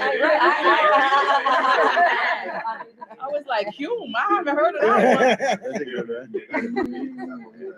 There's like, I guess the name would be too long. Yeah, like advanced math and science. Right. And how's your school? How's everything going on? Like, what do you feel is something that they could like achieve and that you feel like they're lacking as Eggdale? I feel like they worry more like of like how can I like get the students to like engage more, or they could just focus on why they're not engaging. Oh, come on. That was, he dropped the mic after, I dropped it for him. Bronx Preparatory Academy off like White Plains Road, 225th. Engagement is a key issue. Engaging more. Like they're so focused on the engagement, but they're not focused on like why kids aren't engaging. Oh my God. Why do you think they're not engaging? Sometimes they're not in this like in the environment or they might not want to engage. It's like school feels like something you have to do. So like it's like wow, like it's like I'm just coming here to learn stuff. Like why would I do all this extra stuff that I don't really have to do? But that's why I think they don't want to participate because they feel like they don't have to. They feel like they're supposed to be there in the first place. So you're not really So what makes you want to be more involved with stuff you do? It's important to get young people in because young people speak to all young people. They hear each other. Project-based learning. We too old school. I just want to hear more about what he thinks makes him feel more involved. So when you say hands up, what does that mean? So like you know how like in chemistry like you do like little projects. Right. That's They took all that stuff. like you're applying your learning to something. You're not just writing down a piece of paper. Totally. Or regurgitating. Yeah. That's the kids out here that School is like military now. Yep. But when they see it, they be like, Learning is advice. Like bringing up poetry. I forget Yeah. what that's called. Thank you for that. They used to have that in other schools and You other stuck with us. locations. Like Steph, Awesome. So thank you for that. Critical. Okay. Oh, it's 8:04. For time's sake, just to talk about old business quickly, the date for the Horizon Juvenile Tour. We sent out, I believe there was a doodle link already. Everybody was able to choose. Did we get an official date? Yes, November 16th. November 16th. You might receive the email and the calendar invite. November 16th at what time? So we asked, thank you, Chair. So we asked that we asked everyone to come at 9 a.m. to the office for a light breakfast and then a quick jog or whatever you want to call it, to the Juvenile Detention Center to be there at 10. It's from 10 to 11. Please, I want us all to travel in the group because this is a secure detention facility. You cannot walk up or show up late by yourself to gain entrance to it. So if you do not meet here at 9 o'clock, then be ready for 9:30 when we're on the streets walking to the facility. Yes? Question, is it possible for me to meet you all there in front of the place? Because the walk from here to there is a problem for me. Okay, whatever it takes, as long as we plan on being there at least a quarter. Because I'm gonna have to stop and go and stop and go, you know. As long as we plan on being there by a quarter to 10. Okay. On time, we only have 1 hour. There are certain things because we're doing it on a weekend that we will not see. We're not school this session, running classes. I'm not sure whatever else is there, but we're gonna be able to, talk and tour and see the facility in person. I'm not sure if construction has already started for the annex space. So there may be some likely spaces that are not available to us because of active construction. But November 16th, 9 o'clock here, and 9:30 we're on the streets going over to the space. It's right on 149 49th Street. I wonder if I like to think about things in two ways, right? The world as it is and the world as it should be, right? And I always think about okay, the world as it is right now says that young people in the juvenile facility can be a part of the community engagement process. The world as it should be is we have a community board, we have a youth and education committee. And even though our young people are in the juvenile facility, they should be a part and should have a voice. And so my question is, is there a possibility of getting young people who are in the juvenile facility involved in our committee? In the committee. I think incentives, like a lot of them feel like they have so many problems. They don't feel like this will be a space for them to share it. Because even when I sit down with some of these young folks, they feel like I can relate. Some of them like, you're middle class. I'm like, but how can you see that? And so there's a border up. So maybe having incentive, like maybe programming, having a lot of them are also looking for employment, job opportunities, having someone here to help them that can get them to the board office and they can learn more. But what I'm trying to see is the ones who are actually being housed right now in the juvenile facility. It's like, how can they be a part of this process? Because right now they're like not spoken for, right? Like nobody's engaging. We don't know what's happening. So reach out to ACS. So how can we? We don't know them, they don't know us. Right. How can we know that these young people are coming from all over the city, right? Not just specifically the Bronx, but maybe there are Bronx youth who are in the facility who can provide and be a part of the board. And somehow, how do we create that space and how do we say ACS, look, we have a space and we want at least, let's start with one young person who's in there. That's just an idea What about somebody that's been there? Because I know some of them go there for school. Like some of them, do they? I don't know. Do that when they get suspended and they probably go in there for a little bit. Oh wow! I know. What about some that's been there? And they're not there now, because I might be able to get you somebody that's been there. Absolutely. They're not there now. Yeah. And I think the thing is to get them to talk. Right. Yeah. I can start trying to bring. I have one that he talks. Yeah. I know you can't. I know they have the option, because with the churches they have an option. You can come and you can counsel them, you can stay with them, and you can talk with them. Is the point of you have the right people. So maybe we can do that, since they can come out. We can speak to them. Okay, what are your ideas in the community that we could have done that wouldn't lead you here? So like that, we can help the next. Like, what are your ideas? What could we do better? Where did we fail? You know, a what did the mentorship system, like a program. mentorship, But you yes. can get With- with the And is that just, what is agencies, the foster care agencies. Yeah, that too. You can get with the foster care We agencies, need to and they tap will into be all of glad those. to have their kids be a We need part of this. representatives on committee. Yes. you know, so We have Exactly. one who just emailed us from Abbott House.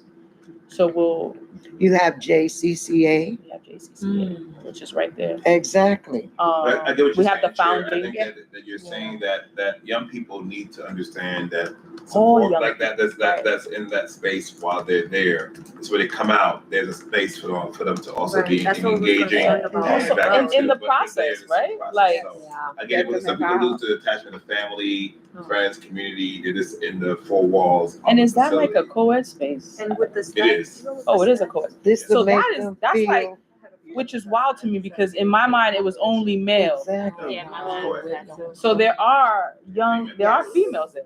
I Of think that's a course, good it's thing. females and males, and this will make them feel a part of the community. Is there space for us to talk, or is it just? So I want to go back. The woman that was here with the glasses was doing it as the deputy commissioner in charge of all of the facilities citywide. We can have an extensive conversation to talk about what the proposal and what issues there are there without feeding them any issues, and then go more. So we can talk more. To ask if we can have a focus group of the young people. Yeah. Be completely On that day. voluntary, Yeah. you know, Right. but like a focus group while we're there to try and get. Because they're minors, there may be privacy issues, Sure. there may be Yeah, they have other that issues, contract so and we stuff. have to. We're gonna talk. I'm just saying, all we can do is ask. Right? Yeah. You can say no. I like the idea. I love that think that it definitely, because I'm talking to young people. I mean, this is probably his first time maybe hearing about a community board, hearing about a bunch of folks who are all generous talking about what's important to him. So there's all different avenues that we want to introduce the community board to folks. Yeah. And that's why we're talking about the next thing. There's a So I direct. also want to offer like another next step is create a survey of some sort that we can begin to like draft and something that, you know, We already have a bunch of Actually surveys. did 3 surveys for autism for teachers, students, and parents. So I meant general needs. oh no, yeah, Yeah. no, but that was Even just one that's of what them we have. I brought up. That's what we have. That's what I have my he my has friend his fill out. also. So we can have we a share survey it? for general needs? Yeah. So maybe what we could do is Did give that her go the out to QR, she can everybody? add. I don't think it went out to everybody, but I have had I need people that. I fill didn't it have. out, I so. want I'll that send you survey the one sent to that, me. yeah. So you Sure. can add, Because I have. and then So I'll get it wait, I'll get it hold to on you, one Mr. second. Jordan. Just for clarity. We have a survey created specifically for community board or is For something? youth needs, for youth engagement, like kind of awareness. And then where do those survey results go? They should be in a spreadsheet. We have a QR code. The QR code, they scan it. They For go to the CB1? form. Yeah, like we created it last it was the calendar first. year. Mhm. Oh, Created It was that like at the the end of first one. last year. okay. Now what we could do is So probably maybe add share more. that. Just share that. Yeah, See how we share that with the committee. Absolutely. So what we can do also is create committee group emails so that these emails can go directly to like the committee. Members, for sure. That was something that was mentioned a while ago, so I thought it was done already, no? We're evaluating Our last meeting it was because each mentioned. community board is only allowed certain emails, mostly dedicated to staff. This individual one, so we're asking for, be on the payroll to ask for more, so we're looking, they're And it evaluating. has to be on the community board line, like it can't For be like a security reasons. Gmail. We could do a Gmail, but Gmail. what I'm trying to get at is like that everybody should be linked in this committee. We should all be on, Access to, not access, but like how do you say? Zion can send out or Stephanie can send out a group email where everybody on the committee is out. And so Gmail account. everybody will be on that thread, so like we can share whatever. So Gmail provides that. Feature. No, not Yeah, necessarily. I definitely think. I mean, we have don't a even need for Gmail. the- I have a Gmail for the youth, the young adults. I think it can even go out from goes Bronx 01. So again, we asked for that and we're waiting to hear back about. No, the it's, security. what I'm saying is Oh, email to this. Bronx 01 in the account, we'll create a group that says Ed Committee, and then we'll put all the Ed Committee folks in there. Yes. I get it, but I'm saying that it may be a security issue. No, I do that with mine. You do that. It's just a group. Yeah. It's just a But group. we also do the WhatsApp as well, like Yeah. both, just Yeah. to. Sure. So who, Communicate. you guys are all WhatsApp? All right. So Yeah. who has the WhatsApp group? Cute. I'm not. You're not a WhatsApp. That's right. That's right. Yeah, maybe just scan the QR code, right? That's easy. Everybody just scan the QR Yes, code. everybody can. I do want to move. Yes, sorry. I do want to move the agenda forward. It's past our time. Game night, we're working on that sometime between late October, mid-November. That was something I was from another committee. Since we're merging now, I got to figure out and plan around how we're going to do that. So I'm working with Stephanie closely on that. So what is game night? Folks do what's about. It's a way to invite youth out to this space right here. Get them involved in something fun and interactive, and kind of just hear their voices like we did with Davions tonight. But really just have them understand that this is a place they can come to as a resource and get to know people, get to know each other. And can I ask, is that, I'm sorry if you said already, it's already scheduled? We're still working on it. Okay, because I'll definitely promote. Okay. What's the delay for the schedule? Why isn't there a date yet? Because it's something that we've been talking about since Like last calendar year. We haven't. We went on recess.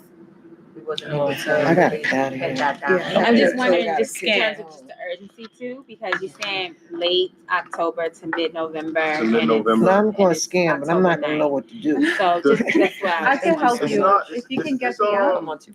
It's not What am I super high doing? priority for me. Go I to think your app. that we've just been talking about it since last calendar year, so folks It are was like, hey, something what's going on with it?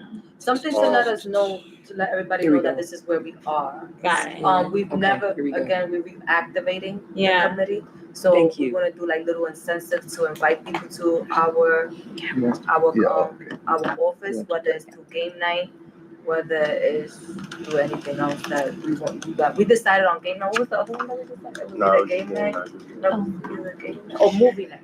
No, it was movie night or game night. So it'll be here. It'll be here. Yeah. If I could add, Chair? Sure. So game night is this, like the chairs mentioned, something where we're gonna purchase some cards, some board games, and other interactive activities that will allow Bingo. for, I don't know if you want to play bingo. Just go double click on the side, Can I right? have, excuse me? They're just scanning. So so what we're doing is we're just trying to make sure that folks get together so that we can set it up and it gives an environment for young people to be able to talk like this young man and this young lady did about everything. So they're super excited about getting this started. So what I would suggest is, because our calendars are already set in stone, can we pick a day now that works for game night? Yeah, so that was October calendar's done, November calendar's done.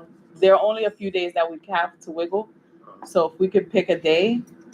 So it have to be, if we can't do October, November, it have to be sometime in December, right? No, she said No. in November. No, pick it. If we do in November, it will have to be The holidays either are the around first that time. beginning because Thanksgiving is already. Yeah, the holidays are around that time. I don't. What's today? I mean, we could try. So we said, because what I heard was between October and November. So we have a couple weeks left in October and 2 weeks, I guess. I have a suggestion. What about the day before Halloween? Oh, but we have a meeting that No, day, we I could do think. the 16th in November sometime. Mid-November is The what. 16th is the walkthrough. Maybe that could be after the walkthrough, we have game, That's Saturday. Saturday. right? That's Saturday. I guess so. That's cool with me. 16. That works. Oh, yeah. Sure. And then that could be like, That's Saturday night, Saturday evening. I would say like afternoon, yeah. I would say like an Like what afternoon time, right? Because it don't have to be late. So we're like, And it would help after that walkthrough. What time is the walkthrough? The year you From went. 10 to 11. 10 to So 11. you could do 1 o'clock. Game night could be from 1 to 3. Mhm. Okay. okay. Yeah. So that's like after the pantry. Yeah, right? we can go 1 to 3. Yeah, because I do pantry on Saturday too. Okay. Yeah, we can do that. 1 to 3. Gotcha. Sure. Right? And rock and roll. Uh, And then we need a flyer. We need the games. We need the games. And we need the flyers. young people. Your name. So what would be, once the flyer is created, can everybody on the committee commit to getting this out to young people? And Yes. I'm gonna My we're first gonna and last. remind me of What your are name, the ages for the Devion? ages of the kids? Davion. What are the ages of the kids? What are and the young adults? What are we doing? What are the ages? It's 16 through 25. 15. You already. Sure. Davion's like, what? Like, you're really scared. I think a good age would be like 14 and up, high school and up. 14 and up. Okay, I'm all right. gonna scan it so you can have a chat. I got High school, it. yeah. Yeah. Can I get the QR code again one more time? Did everybody scan? I just created her WhatsApp. Oh, because Ms. Pat don't have WhatsApp. No, yeah, this is her first. No. Wait, go back to WhatsApp. You haven't. Sorry. So. That's all right. Keep going. Where we at? Can I get a motion? Yeah. So Can I have listen, a motion to adjourn? Yes, I, Yes. Momo Check, make a motion to adjust today's meeting. Patricia Simpson second. Madam Discussion Chair. on the motion? Oh, before we close, I just want to make this announcement too about this amazing march that's going on that we're asked by the NYPD to publicize this. So the 40th precinct is doing a community violence march, gun march. Yeah, I got it. So it's on the 12th from Well, I 12 don't have to to call, I 2. just have to. So everybody should get the flyer. Please bring somebody. Fight against gun violence in the 40th precinct. Say that again. Thank you, Mr. Chair. so much, everybody. All So in there's favor, gonna say be a aye. more. Aye. Motion, meeting adjourned. Oh, okay. Thank you. So please. So it's invite right here, continue, and then go to QR code. Oh, there you go.